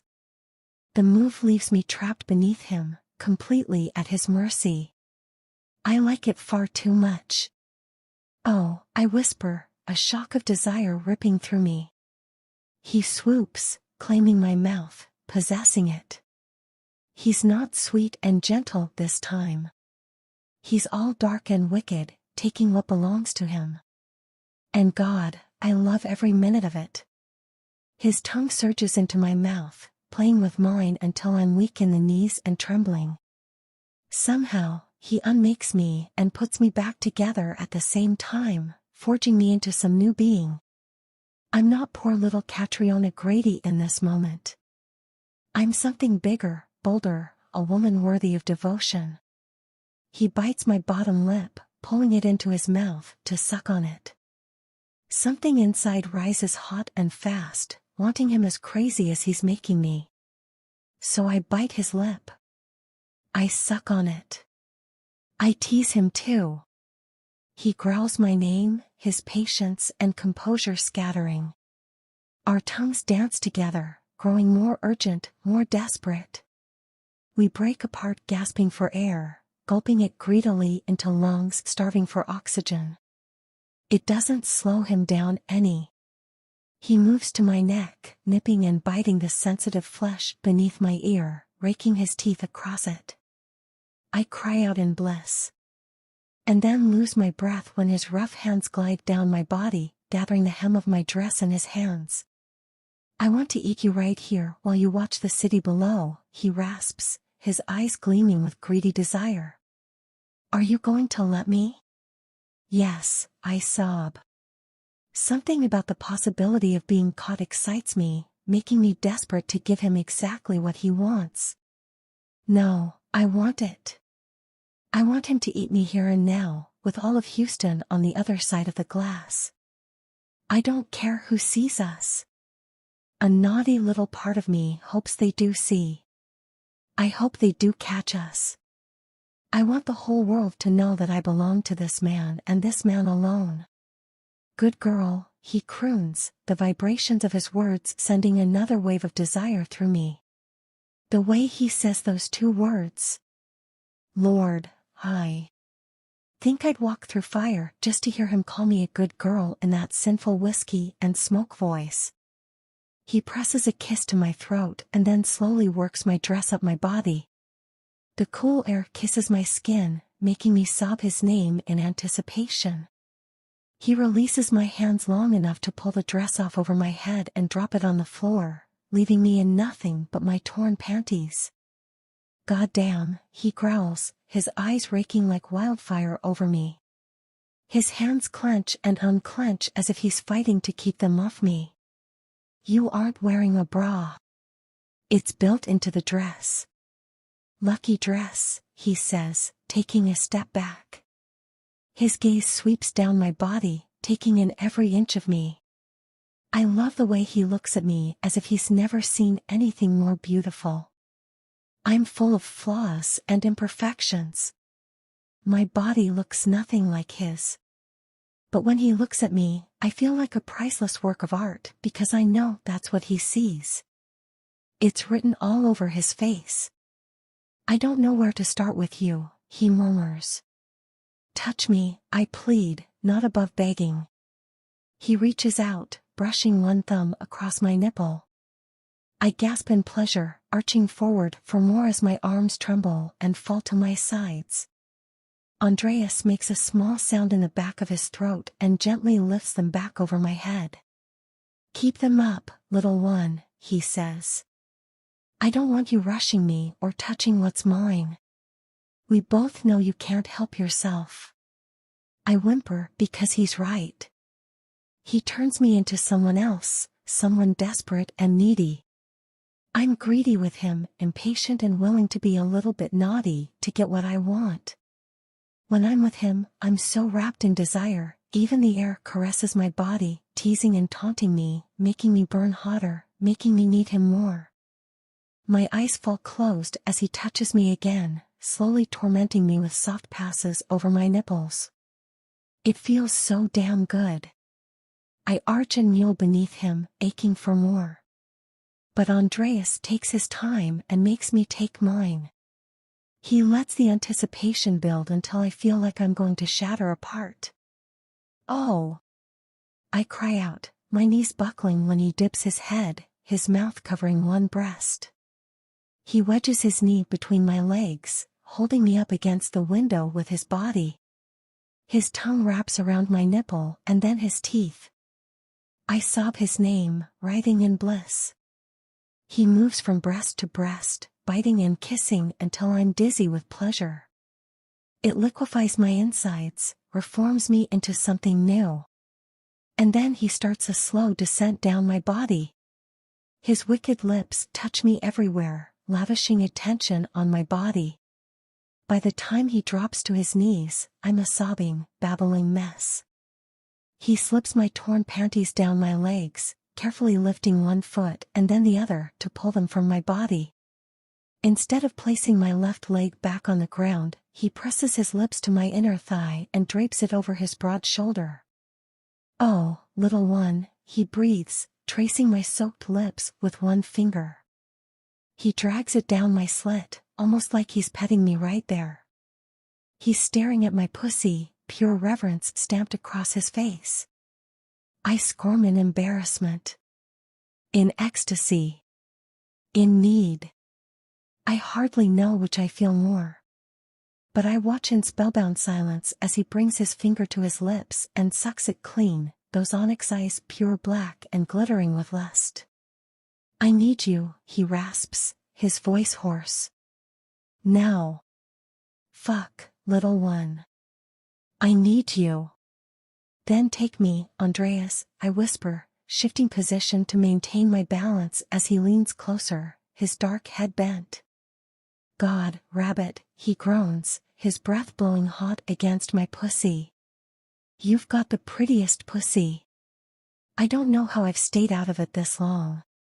His gaze flickers up to mine, his obsidian eyes locking with mine. He holds my gaze captive as he flicks his tongue out, taking one long lick of me from top to bottom. That first taste does something to him, and something to me. My stomach muscles clench, a wave of pleasure unlike anything I've ever felt hitting me. It's so strong, so good. I know immediately that I'll never be the same again. He growls, a savage, feral sound that vibrates against my core. Patient Andreas disappears between one heartbeat and the next. Wicked, wanton. Andreas snatches control away, wresting it from his grasp with ease. He presses me back against the windows, spreads me wide, and devours me. His mouth is everywhere, his lips and teeth and tongue touching every part of me. 1 minute, he's playing with my clit, the next, he's fucking me with it. My hands slip on the glass, my sobs echoing around the room. He's the only thing keeping me upright. My legs lost the ability to hold me as soon as he started eating me. I can't even feel my legs. Andreas, Andreas, I chant as he sends me barreling toward an orgasm. He feels it coming and growls, backing off. I cry out in disappointment, but he's not finished with me yet. He spins me around, plastering my body up against the glass. Let the city see you, little one, he breathes, spreading my legs, angling my hips, positioning me just so. Let everyone who looks to the heavens watch a goddess shine. He spreads my cheeks this time, making me gasp and stutter. It's so dirty, so naughty. So perfect. He eats me from behind, loud and messy. I writhe against the windows, pushing back against his face, sobbing his name. My reflection bounces back to me, my blonde hair all wild, my eyes so dilated they're almost black. I look wanton and wild, so unlike the timid girl I was before I met him. I'm not that girl anymore. I'm someone else. I'm his. The city reflects like stars below us, thousands of lights trapped in the glass. Cars pass in an endless, silent stream. Do they see us? Do they know how much I love this man? Probably not. If they notice us at all, they probably think we're just two horny people doing the deed. They have no idea that my heart beats for him, that I breathe for him. Goddamn, rabbit, he growls, slipping his hand between my legs to play with my clit. He bites my right cheek and then runs his nose up the crevice of my ass. I want to take my dick out, bend you over the couch, and fuck this little hole until you're screaming for me. Andreas, I moan, my core clenching. You'd let me, wouldn't you? He asks. Why yes, I sob. I'd let him do anything he wanted, and I'd love it. Because that's what he does to me. Nothing feels wrong or forbidden or dirty with him. It all feels so downright. Good girl, he breathes. This time, his tongue replaces his nose. He touches it to my back entrance, eating me there as his thumb runs in circles around my clit. I sob his name, pressing back against him, trying to get closer, silently pleading for more. I'm close. So close. He works 2 fingers inside of me, slowly stretching me. I writhe, so tangled in bliss, I'm not sure how this is even real. Every part of me tingles and hums. He curls his fingers up, stroking that same spot he found in the car earlier. His tongue teases my back entrance. His thumb jiggles my clit. All three sensations crash together, melting me from the inside out. I shout his name, my orgasm knocking me off my feet. He catches me in his arms, lowering me to the rug. He spreads me out, and devours me all over again, eating me until I'm begging for mercy because my clit is so sensitive every lick has me ready to catapult out of my skin. Each touch has a sob pouring from my lips. He delivers a final open-mouthed kiss to my clit, one so damn scorching hot, he sends me into another orgasm. It's all lips and tongue, and intimate, erotic possession. I ride out the waves, grasping at the thick fibers of the rug as if that's going to tether me to reality. I love you, he whispers, scooping me up into his arms. God, I love you, little one. Andreas, I breathe, curling into him, too boneless to do much else.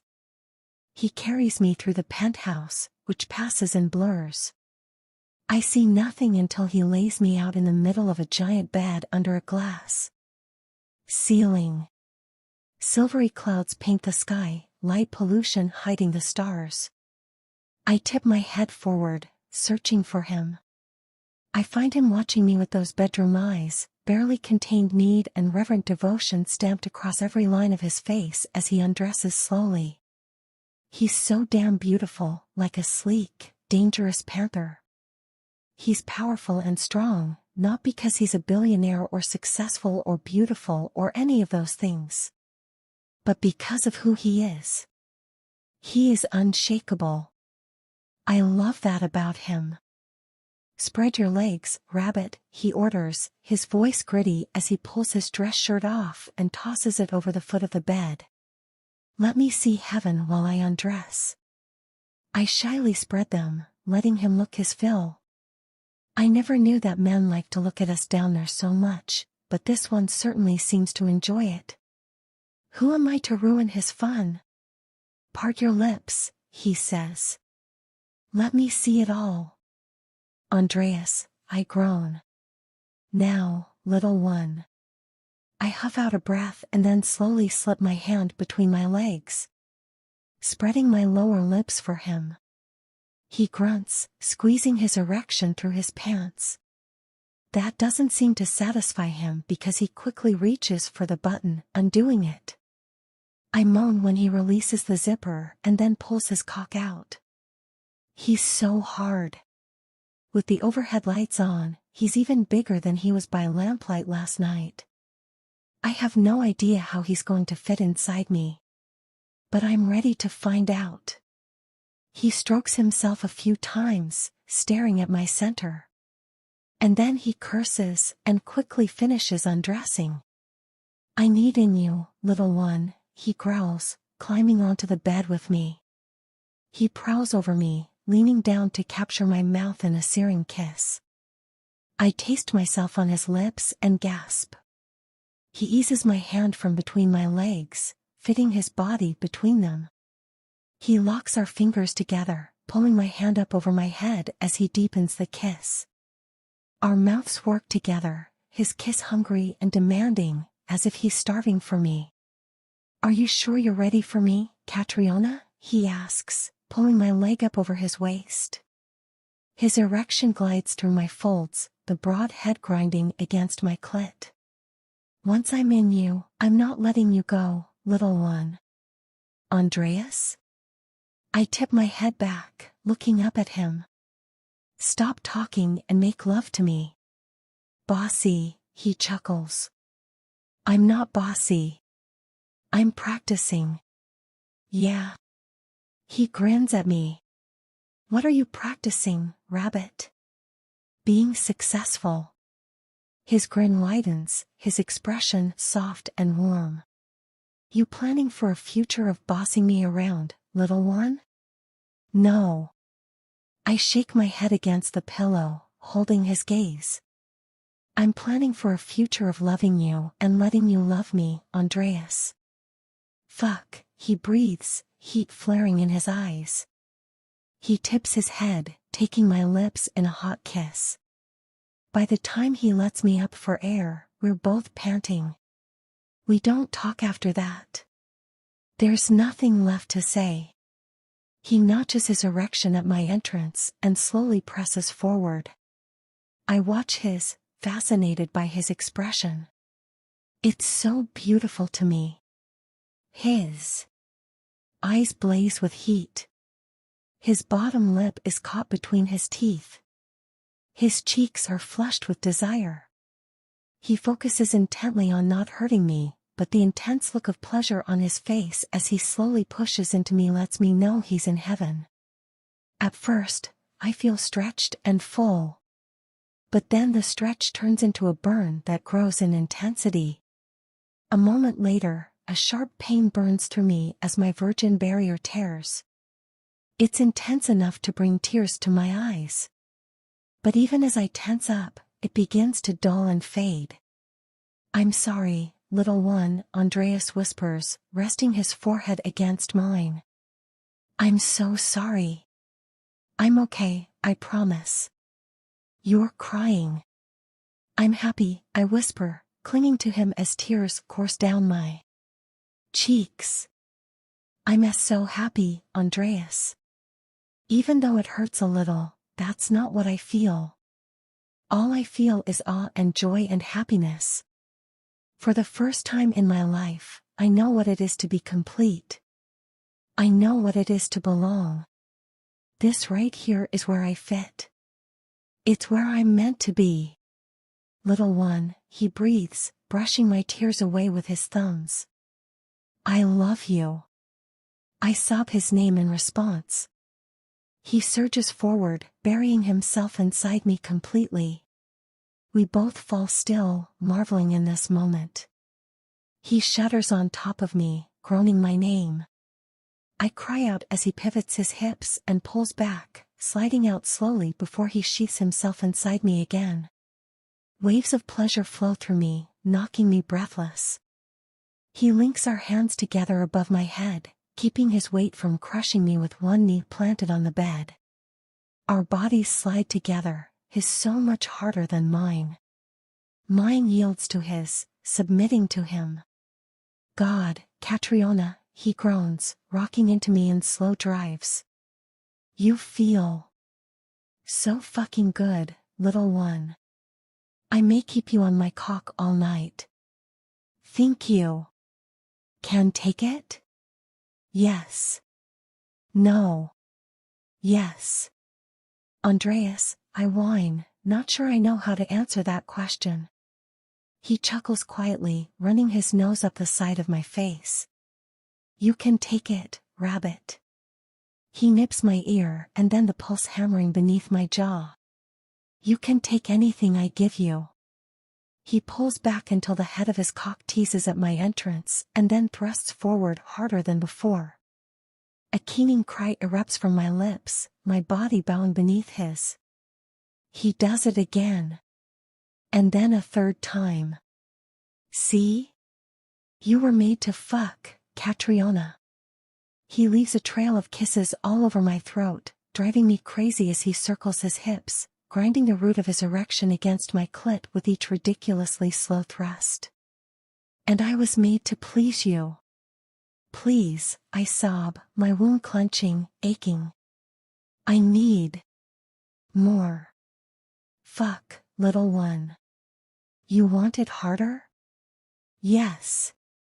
He pulls back and thrusts again, a powerful strike of his hips that has me seeing stars. Like this, Catriona? Is this how you want it? He does it again, stealing my breath this time. Yes, yes, I sob, wailing the word into the room. Take it then, rabbit, he growls, claiming my mouth in a deep kiss. He fucks me hard, each deep thrust sending me reeling further and further into orbit. His skin slaps against mine, filling the room with our sounds. Christ, I love the way you feel, he grunts against my lips. I love how sweet you sound. I love the way you smell and how good you taste. He plays with my tongue for a minute before backing off. By the time you leave this bed tomorrow, you'll be dripping my cum. He dips his head, pressing his lips to my ear. If I'm lucky, you'll be pregnant with my kid. Andreas, I moan, my inner muscles clamping down around him. Oh, rabbit, he says, his tone absolutely wicked. You want me to breed you, don't you? Is that why you let me in you without a condom, little one? You want me to breed you? He drives his cock into me again, and then retreats to start the electric glide all over again. It unravels me, leaves me mindless, boneless.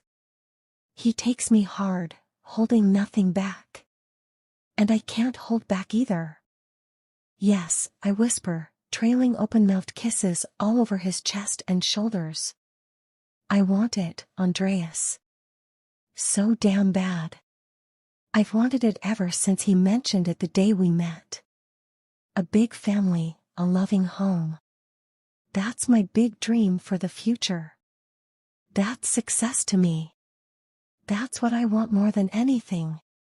I want to be a wife and a mom and spoil the people in my life with affection and love and all the things I missed growing up. Then come for me, he orders me, releasing my hands to grasp my hips. Give me one more perfect moment to add to my list. He lifts me into each powerful thrust, hitting spots inside that leave me gasping beneath him. Heat coils in my belly, rippling outward. I cry out his name, trying to warn him that I'm there. But he doesn't need the warning. He already knows my body better than I do.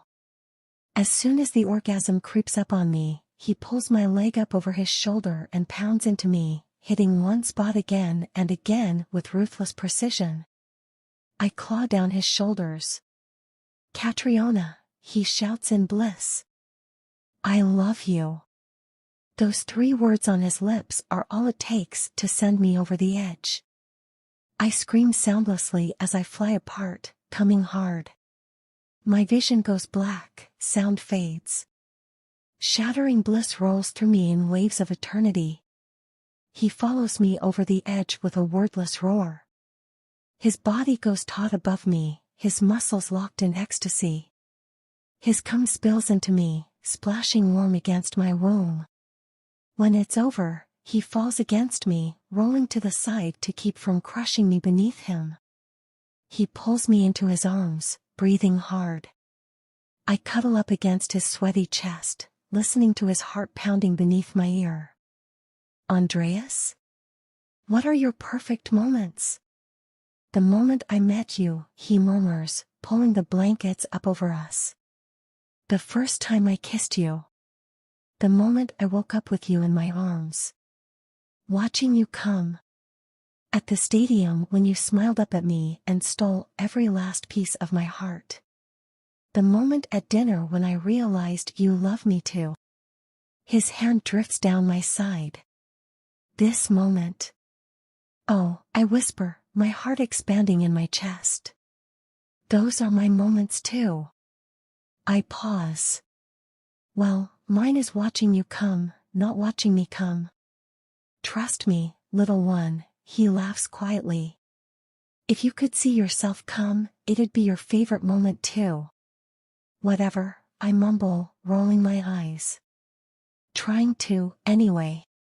They're too heavy to open. Don't be crazy. I passed crazy a week again, Catriona.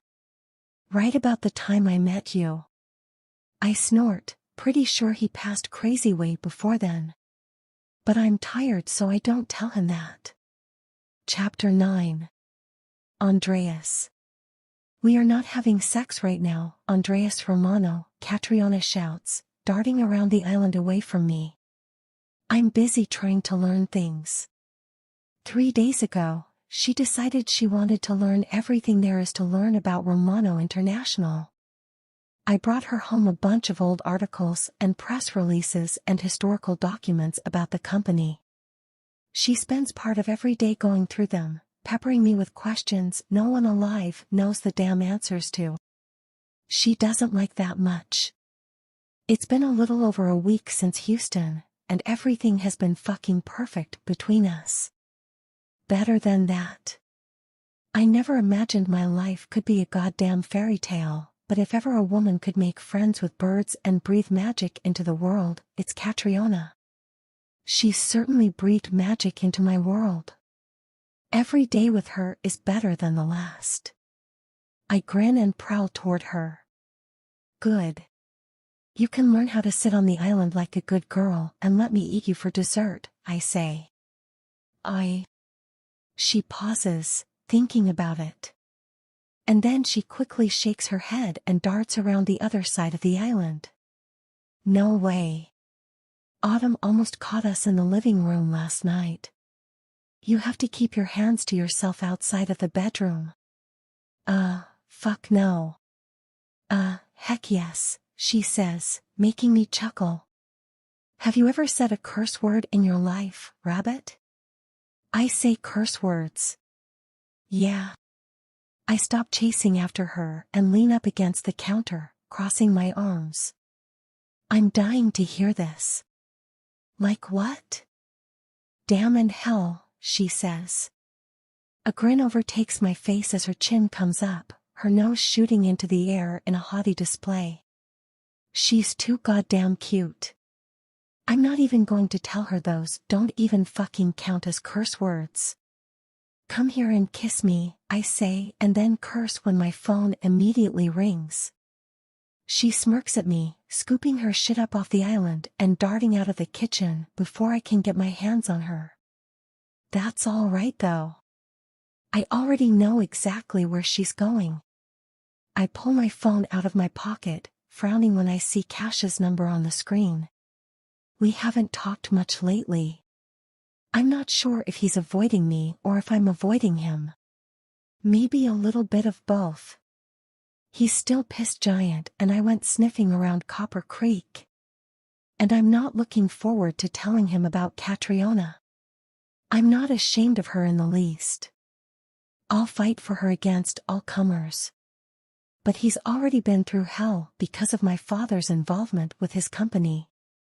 And Catriona's brother ordered the attack on his pregnant wife.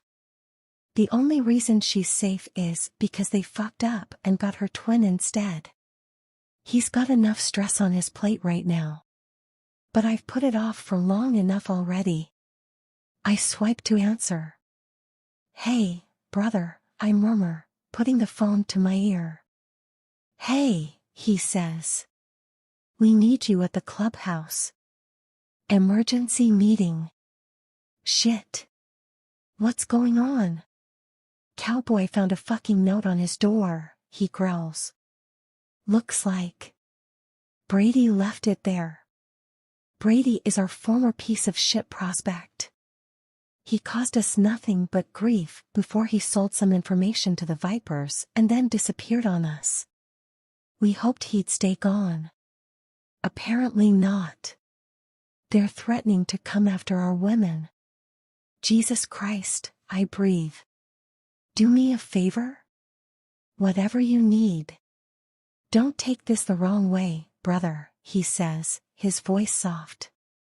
But you might want to think about leaving Catriona at home tonight. Cowboy's mad as hell. Hands will be too. I don't want her to overhear anything that she takes the wrong way. I pause for a long moment, staring blankly at the porcelain countertop. You know, I finally say. Cash snorts.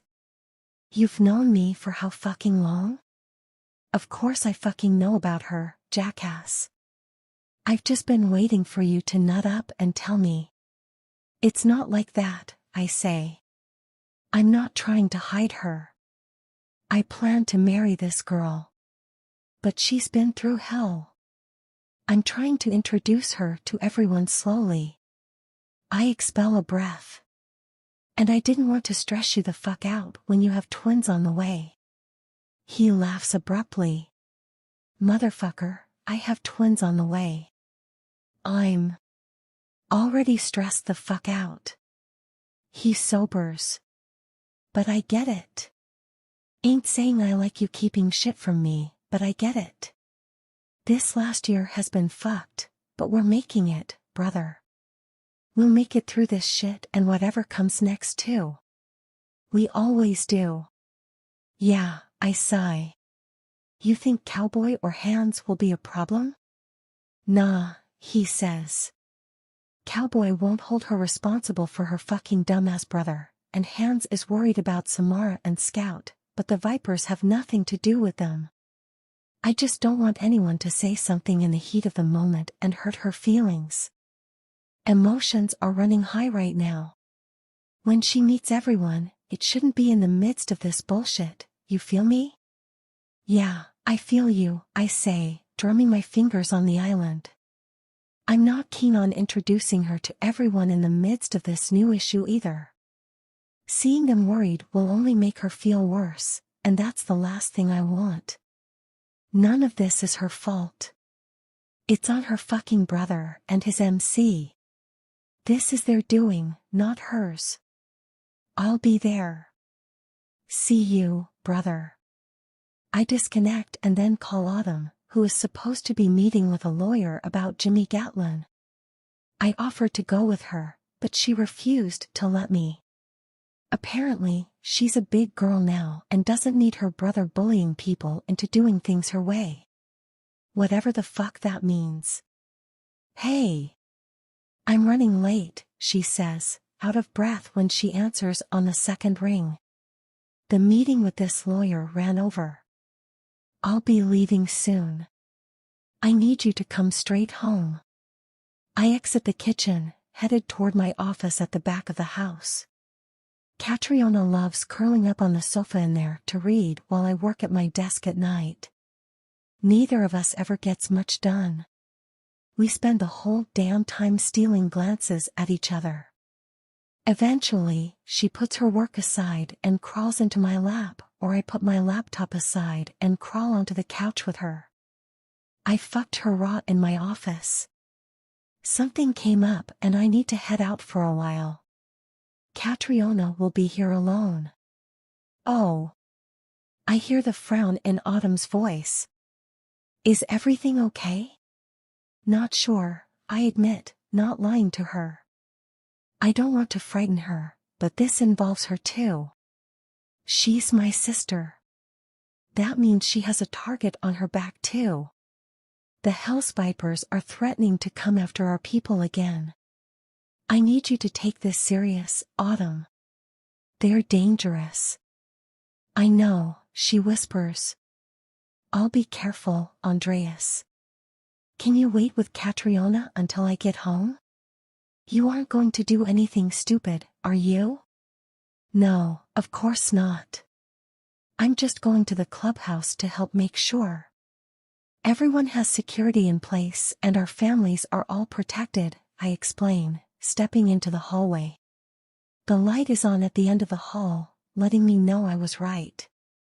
Catriona is in my office. It's her favorite room in the house. Autumn expels a relieved breath. Okay. I'll tell this crazy man that I need to leave, she says. He's driving me insane anyway. Why didn't you tell me Jason had a brother? And why is he so, ugh? You're meeting with Zane? I ask, arching a brow. Zane Montoya just moved to town not long ago. I don't know him well, but he's a good guy. I can see him driving Autumn crazy though. He's calm, controlled. She's a little like a hurricane. Aha. So you do know him, she cries. You could have warned me about him. You. Just hurry up, I say, refusing to have this argument. I already know I won't win. It's impossible to win this argument. We've been having a variation of it since she was old enough to talk, and it always ends with her verbally kicking my ass. If anyone should have been a lawyer, she should have. Be careful, Andreas. I will. Come straight home. I disconnect and then slip my phone into my pocket before ducking into my office. Did you know Romano International used to have an entire pirate crew on the payroll? she asks, lifting her head to look at me over the back of the couch. When the company first started in the 1800s, your great-great-great-great-great-great-great-great-great, she takes a dramatic breath, great-great-great-great-great-great-grandfather hired a band of pirates to defend his ships as they were carrying cargo from Italy to the West Indies. That's way too many greats, little one, I say, smiling at her. Close enough, she mumbles. My point is, your grandpa was so cool. The Italian government didn't agree, I chuckle. He was heavily fined for conspiring with pirates and nearly lost the company. Well, that's lame. I shake my head, strolling toward her. Once I reach her, I kneel in front of the couch, taking the book from her hands and setting it aside with her place saved so she can pick it back up later. I have to leave for a little while, I murmur, linking our fingers together and bringing them to my lips to press a kiss to her knuckles. I need to go to the clubhouse. Oh. Is everything okay? It will be, I promise, tucking strands of hair behind her ears. The vipers are causing problems. Oh no, she whispers, her expression falling. Because of me? No. This has nothing to do with you. As far as I know, your brother still doesn't know you're here, I say, holding her gaze so she knows I'm not lying to her. They're angry with me because I cut them off financially. That's not on you. What kind of problem is it? She asks, her gaze flickering across my face. I hesitate for a moment. Please tell me, she whispers. The truth may upset me, but I'm strong enough to handle it, Andreas. Please don't treat me like I'm not. Please don't leave me in the dark about things that impact my life too. I've spent 5 years living that way already. Fuck, I growl. They're threatening to come after our people again, Rabbit. After our women. Her eyes fall closed, a sad sigh rippling across the space between us. Connor, she says. He's really doing it again. It looks that way, I murmur, wishing like hell that wasn't the case. Wishing like hell I didn't have to tell her this. She loves her brother fiercely, and he just keeps breaking her heart. She deserves so much better. It fucking kills me that he's too goddamn selfish to give it to her. I'm sorry, little one. Me too, she sighs. I scoop her up into my arms, holding her close to my heart for a long moment. She burrows into me, clinging like a little koala bear, her face pressed to my throat.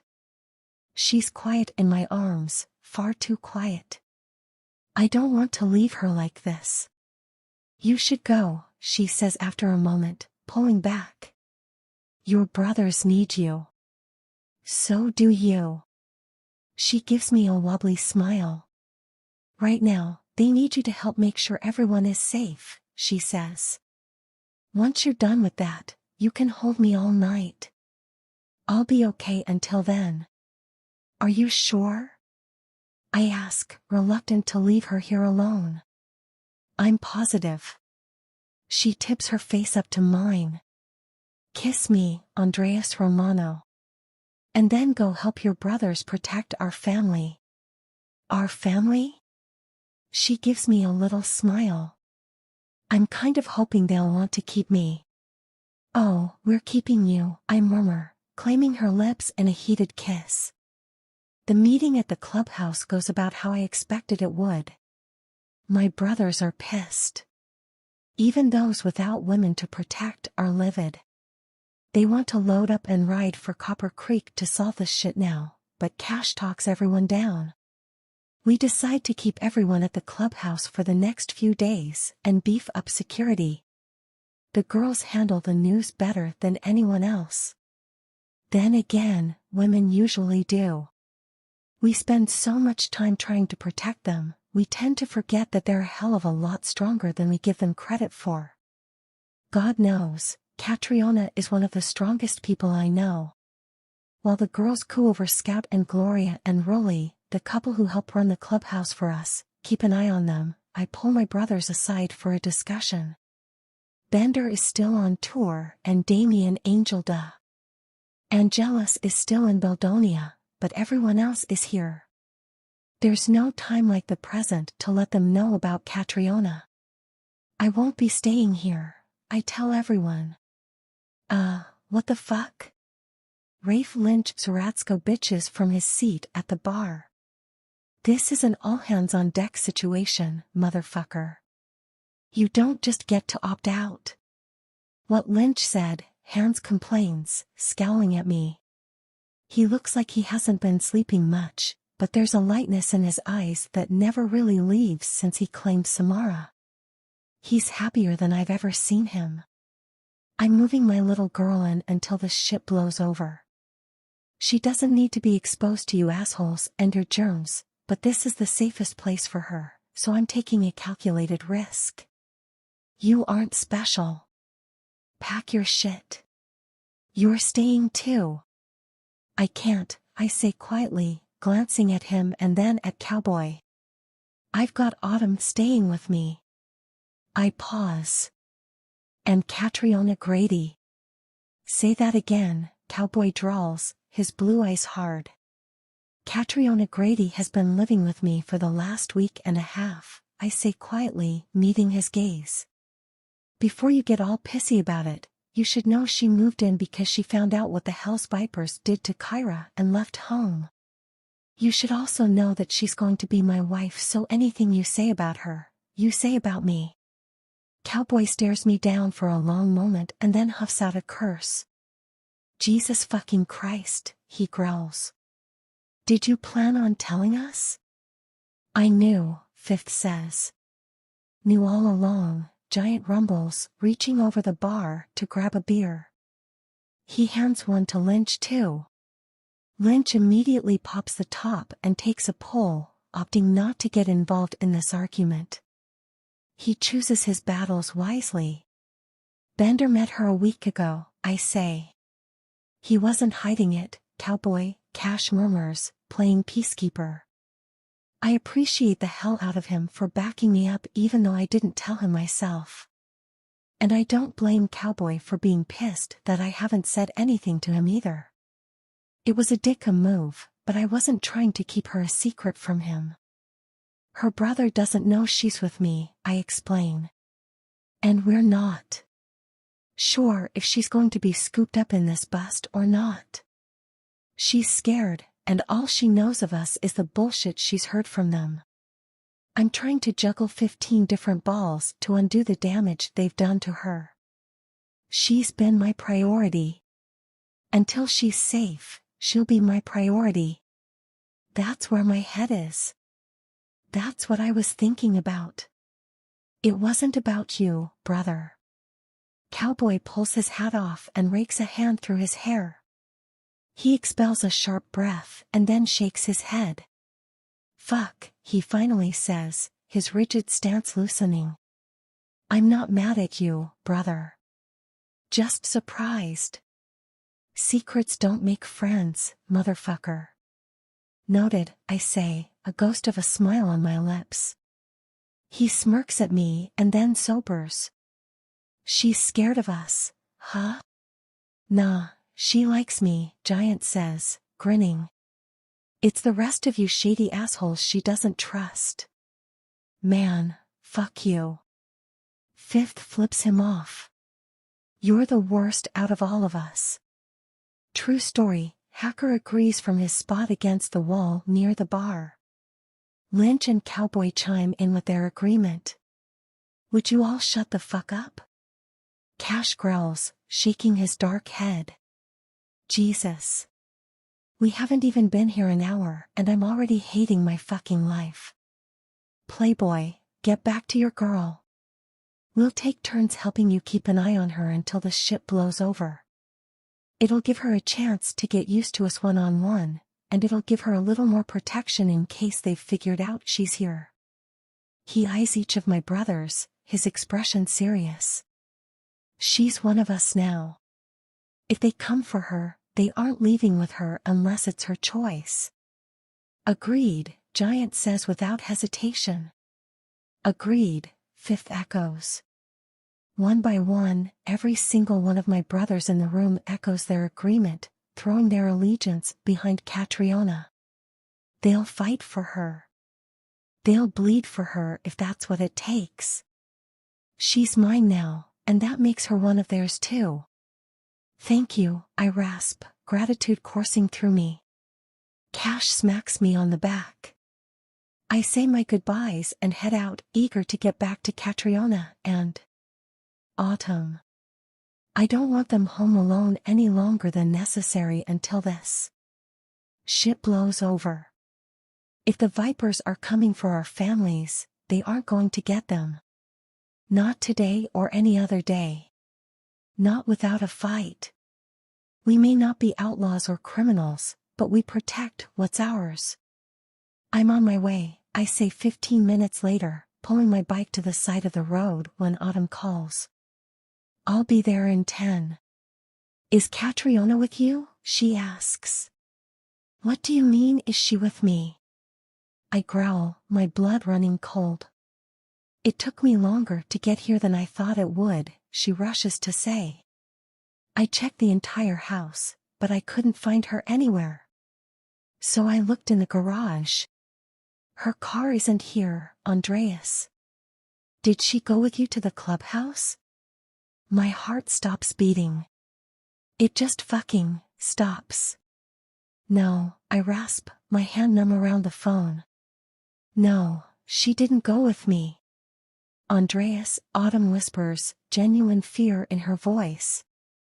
I know, I grit out, the same emotion running through me in a current. If she isn't with me and she isn't at the house, there are only so many places she could be. After finding out not even 2 hours ago that the vipers are threatening to come after Hadley, Samara, and Kyra, that list of options narrows significantly. She went back to Copper Creek. She went to see her brother. Fuck, little one. What are you doing? Stay inside and lock the doors, I order Autumn. I'm going after her. Please be careful, Autumn pleads. I need you to come home, Andreas. You're my brother and I need you to come home, okay?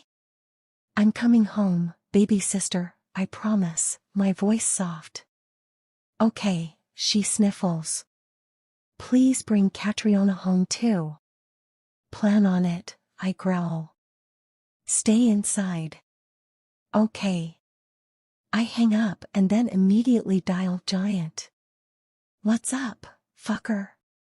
Catriona went to confront her brother, I tell him.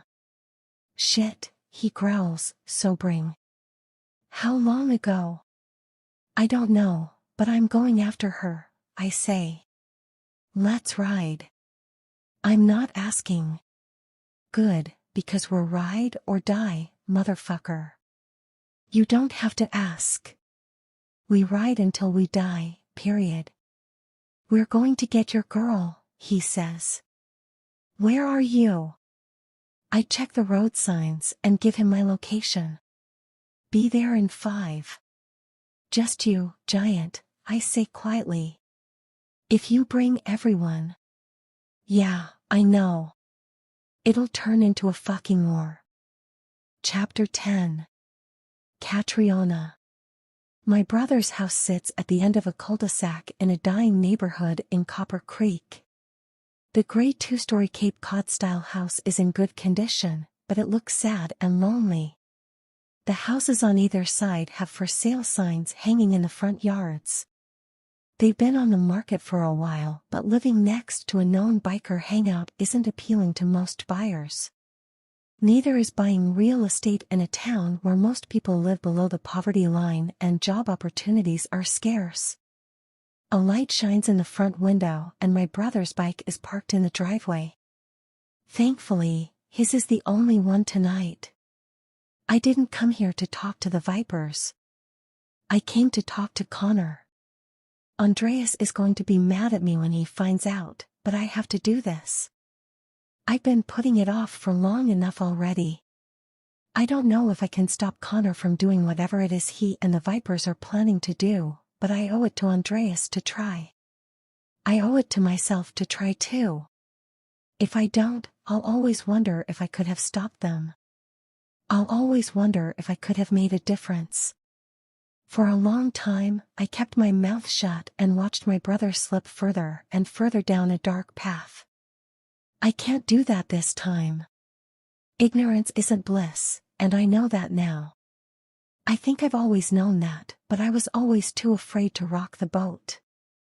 I didn't want to lose the only family I had left.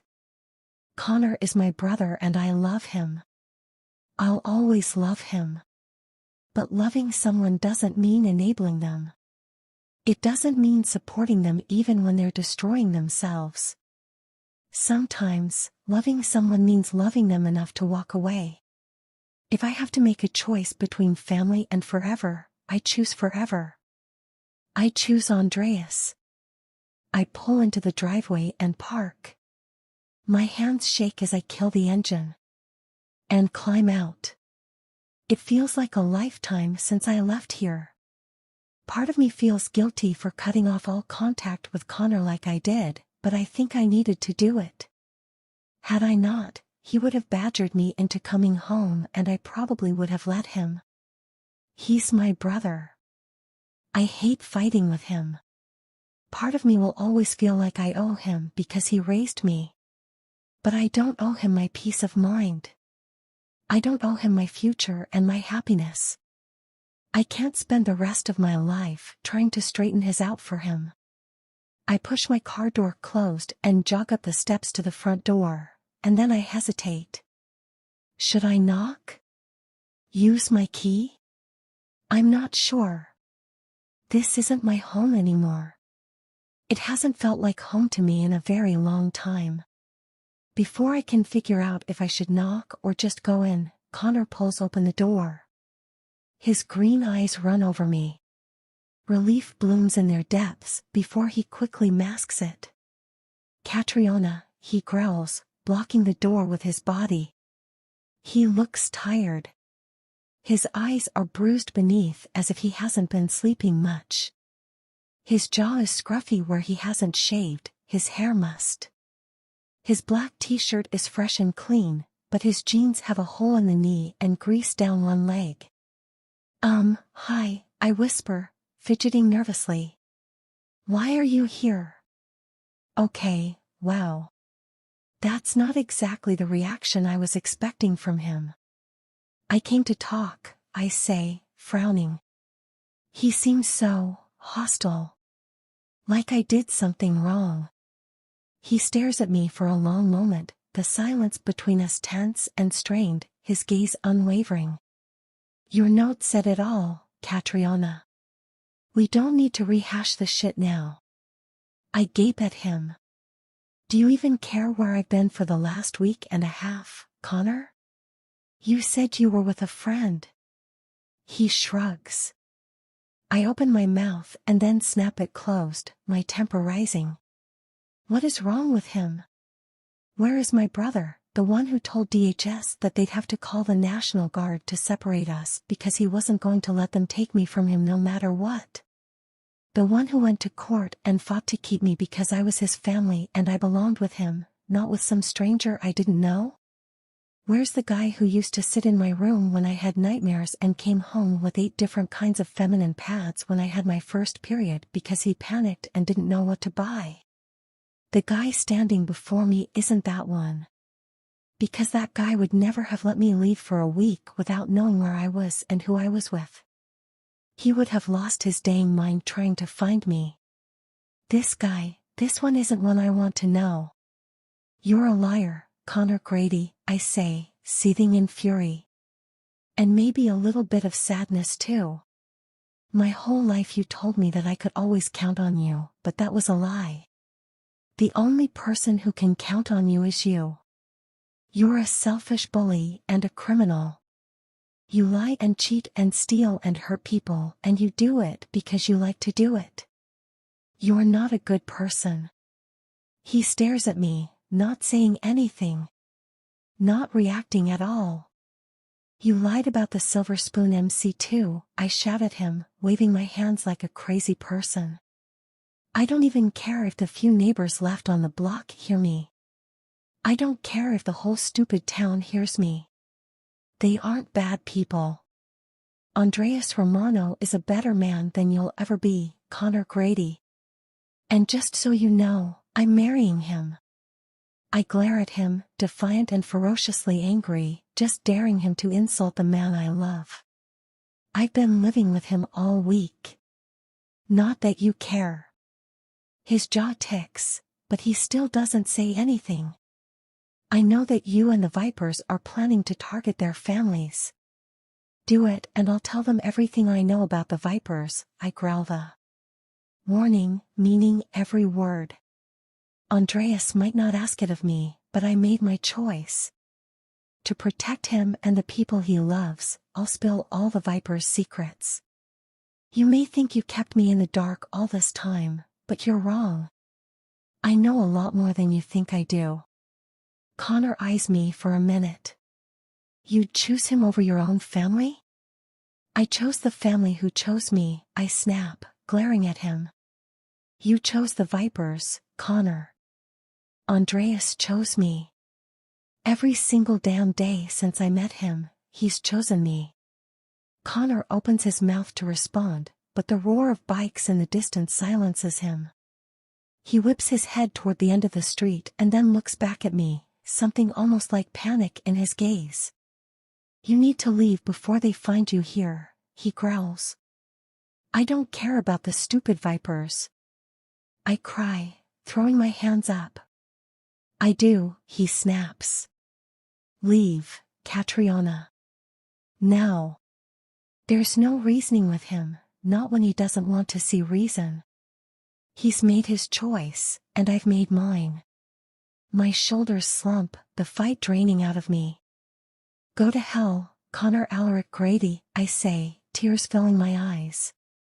I turn on my heel and start down the steps as two bikes roar around the corner. As soon as I catch sight of them, the tears fall faster. It's not the Vipers. It's Andreas and Giant. I'd recognize my man anywhere. Son of a bitch, Connor mutters behind me. I draw to a stop at the bottom of the steps as Andreas and Giant race down the street toward us. I can tell by the look on Andreas's face that he's furious. His onyx eyes blaze with righteous fury. Every muscle in his body is rigid. He stops behind my car, his wild eyes running over me. I stumble in his direction, my heart battered and bruised and a little bit broken. Are you okay, little one? He asks, scooping me up into his arms. They close around me, holding me tight. His body trembles faintly, and I know I scared him. My tears fall faster, guilt rushing through me. I silently shake my head, pressing my face to his throat. Did he hurt you? I shake my head again.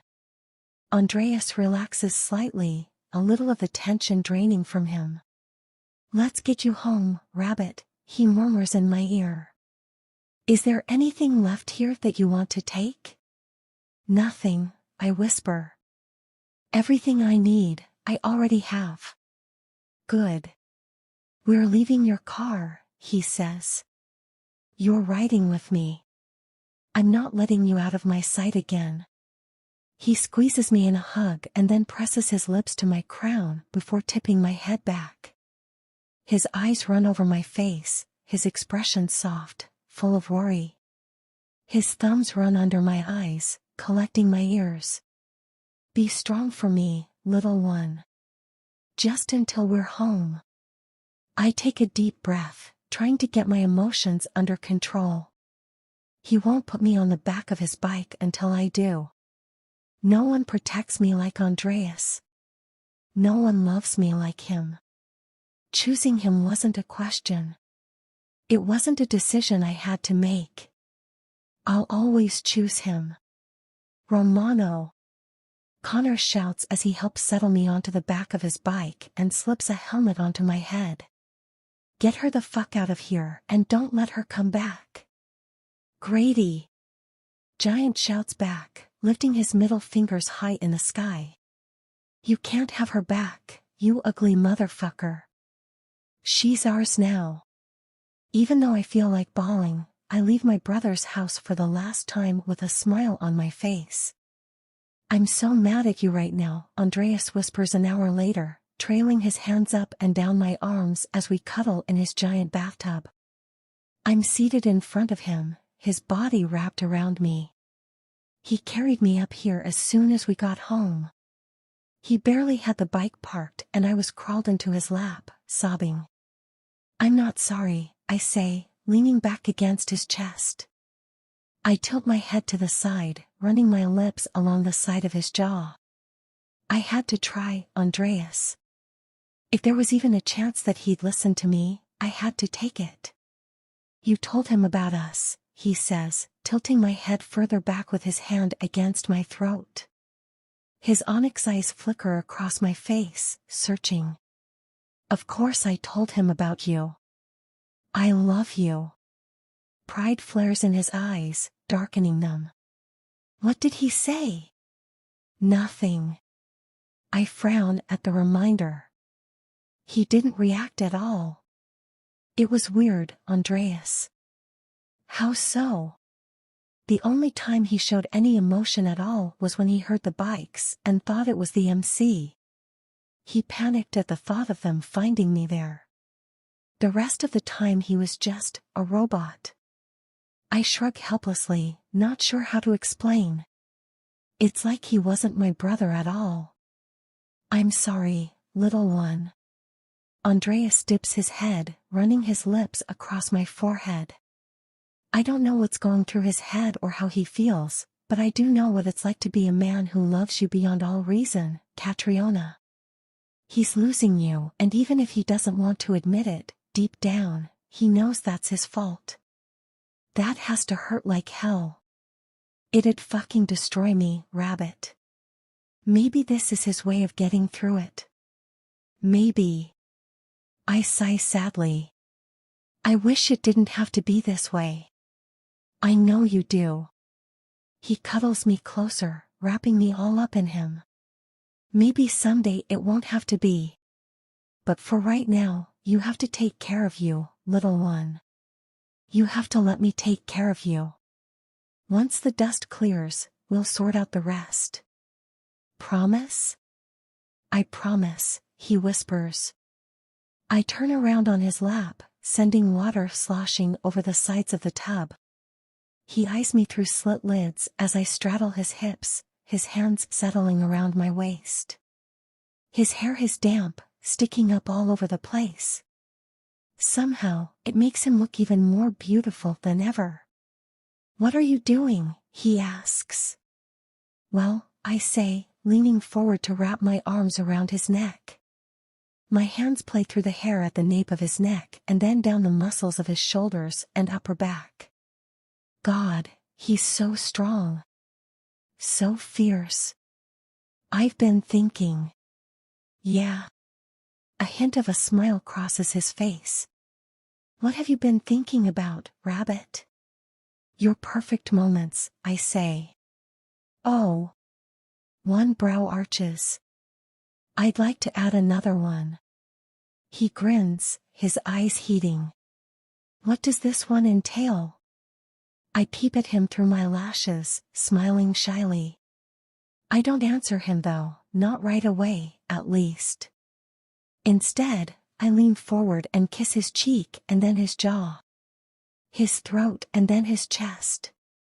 I wiggle on his lap until his erection is right where I want it. Little one, he growls, his hands like vices around my waist. I bite my lip to keep from laughing. Tell me what this moment entails, he orders me, all hot and bossy and completely perfect. Oh, nothing major, I tease, rolling my hips until his erection grinds against my clit. I fall forward against his chest, putting my mouth right up against his ear. Just me asking you to marry me before you make love to me in the bathtub. he growls my name. I squeal, clinging to him as he stands in one fluid movement. Water sluices off us in a flood, soaking the floor around the tub. He steps out with me in his arms, without even missing a beat. He doesn't even stop to dry us off. He storms through the bathroom with me and then into the bedroom, tackling me onto the bed beneath him. I squeal again, squirming as he pins me beneath him. Once he has me where he wants me, he reaches over my head, grabbing something out of his nightstand. Say it, he growls. But I wanted to ask in the bathtub, I tease. Say it, little one, he grits out. Fine. I cry, giving in. Andreas Christopher Romano, will you please marry me? No. I blink at him, shocked. That's not how this goes, rabbit, he says, his eyes soft. So damn soft I get lost in them. You don't ask me to marry you. You don't ask me for anything. You tell me what you need, and I give it to you. That's how this thing between us works. Andreas, I whisper. He's so crazy. I love it so much. I'm the one who asks you, rabbit, he whispers, rubbing his nose along the side of mine. I beg if that's what it takes to get you agree to become my wife. Marry me, little one. Make me the happiest goddamn man on this planet and tell me I can love you forever. Please. That's not a question. He hitches my leg up over his hip with a soft growl, slipping inside me with one deep thrust. We both moan, clinging to one another. God, he feels so good. So damn good. Marry me, little one, he growls in my ear. Andreas. Marry me. He nips my throat and then kisses my lips, making love to me so. Slowly, I feel every ridge of his cock, feel every blissful drag against my inner walls. Please, little one. I need you, he groans, writhing on top of me. I'll always need you. Yes, I sob, unable to tease him any longer. Yes, I'll marry you. He falls still above me and then groans my name, shuddering. Andreas, I gasp when he slips a ring on my finger.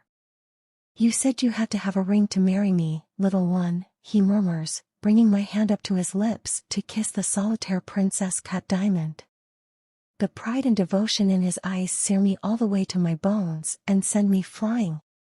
With him, I'm always flying. And I never, ever want to come down. I sob his name, this perfect, beautiful moment topping every single one that came before. Epilogue. Andreas. 5 years later. Fuck, little one, I groan, writhing against the wall as Catriona takes me deep into her mouth before pulling back to start all over again. She tortures me, running her tongue along my shaft and humming in pleasure. Her small hand cups my balls, the nails of her other hand digging into my thigh through my slacks. Fuck, she's perfect.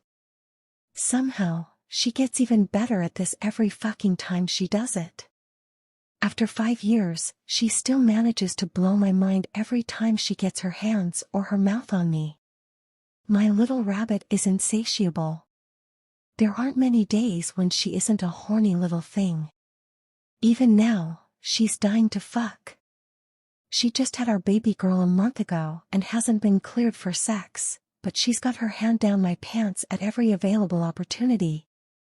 Telling her no is impossible, especially since she keeps my fucking dick hard. I live and breathe for this woman. She rolls my balls between her fingers. Goddamn, I growl, my stomach going concave. I'm going to come. She hums in delight, greedily taking me deeper. I hit the back of her throat, feel it close around the head of my cock as she swallows. And then I'm thrusting down her throat. Aw, fuck. I shout, delirious with pleasure. I rock my hips, fucking her throat as cum shoots up my shaft. My world goes black, the orgasm blinding me. Blood rushes in my ears in a torrent of sound. All I see is her, all I feel is pleasure. She swallows every drop I give her, leaving me plastered against the fucking wall and breathing hard. Her proud smile and bright eyes have my dick twitching before he's even fully soft. She wipes beneath her eyes, meeting my gaze. Beautiful, I growl, dragging her into my arms to kiss the shit out of her. She squeals, trying to wiggle free. You're going to mess up my lipstick. Little one, I already fucked up your lipstick, I mutter against her lips. Half of it is on my cock right now. Darn it, she huffs, elbowing me in the ribs. I have things to do today. Of course she does. Nothing slows Catriona down for long. We have 3 little ones and a brand new baby, but Catriona never stops. She's full of energy and eager to experience everything life has to offer. After spending so long living under the oppressive thumb of the vipers, she loves the freedom she has here. Even though she doesn't need to work, she spends 2 mornings a week at Gatsby's Books on Main Street. She divides the rest of her time between helping me out at Romano and staying home with the kids. Not that they are home often. Between the playdates, coffee dates, shopping excursions, and other adventures, their days are full. They're at the clubhouse more than I am most weeks. I fucking love seeing it. My wife is thriving. 2 days after she confronted Connor, Fifth let us know that she wasn't on the radar concerning the investigation. It was a weight off her shoulders. She celebrated by planning a giant Thanksgiving celebration for all my brothers and their families. She said if she was going to be part of our family, she wanted to do it right. The vipers were spotted in Silver Spoon Falls a few times, but they never got their hands on anyone. They never even got close. A few weeks later, the feds moved in. By Thanksgiving, they were all in jail. Most of them are still there and will be for a long time. Connor had a few surprises up his sleeve that no one saw coming, Catriona least of all. He was working as an informant to bring the vipers down.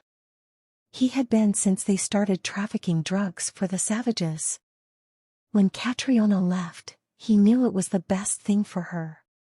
The day she went back to confront him, he was trying to protect her the best way he knew how.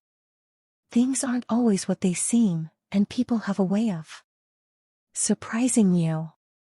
He certainly surprised the fuck out of me. He still did a little time. Far less than anyone else. But Catriona got her brother back. Their relationship is solid. He and I are a work in progress, and we probably always will be. We've hashed out a lot of shit along the way, but I still don't entirely trust him with her. I may never trust him with her. He did the right thing in the end, but he's still the one who got her into the shit in the first place. She's too goddamn important, and I know exactly how many tears she cried over him. I held her through most of them. Oddly, he and Giant get along great. He doesn't spend much time around the rest of the MC, though. Like me, they're slow to trust. Especially Cash and Cowboy. It's one thing to hurt us. But when you hurt the women we love, all bets are off. He may have been working as an informant, but Kyra still got hurt. There are no free passes for that bullshit, and second chances are damn hard to come by. What are you doing today, Rabbit? I watch as she sets about fixing her lipstick, muttering under her breath about me messing it up, as if I'm the one who took my dick out of my pants and put it in her mouth. Not that I'm going to remind her of that or anything. Are you kidding me? I'm not a complete idiot. Stuff, she says. What kind of stuff? I ask, narrowing my eyes in suspicion as I tuck my dick back into my pants. Stuff, she says again. Mind the business that pays you, Andreas Romano. I pluck her tube of lipstick from her hand and quickly shove the cap back on before tossing it toward my dresser. I was using that, she protests. What stuff, Catriona Romano? I growl, getting up in her personal space. I love my wife beyond all reason. She's the reason my heart beats. I'd fight the armies of heaven and hell for her without hesitation. But she's lost her damn mind if she thinks she's leaving this room without telling me what she's doing today. I know my wife. She's curious and spontaneous and so damn brave. She acts before she thinks and gets in over her head. In short, she's the sole reason I'm going gray.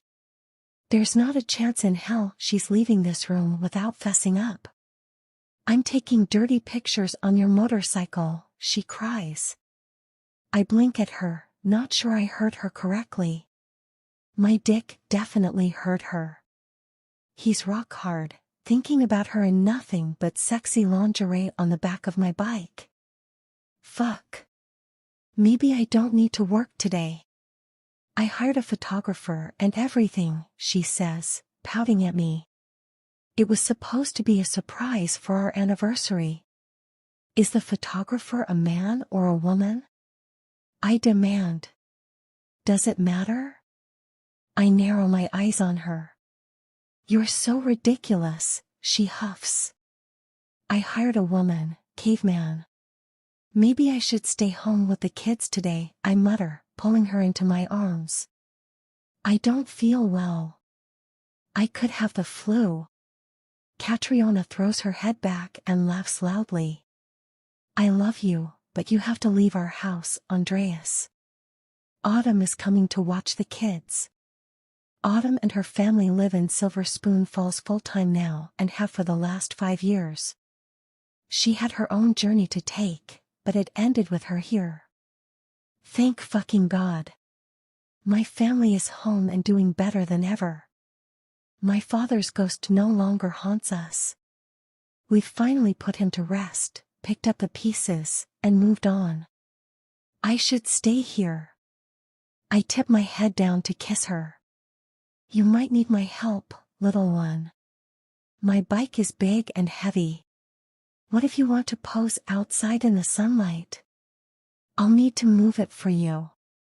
Andreas, she laughs against my lips. The pictures won't be a surprise if you see where I'm posing for them.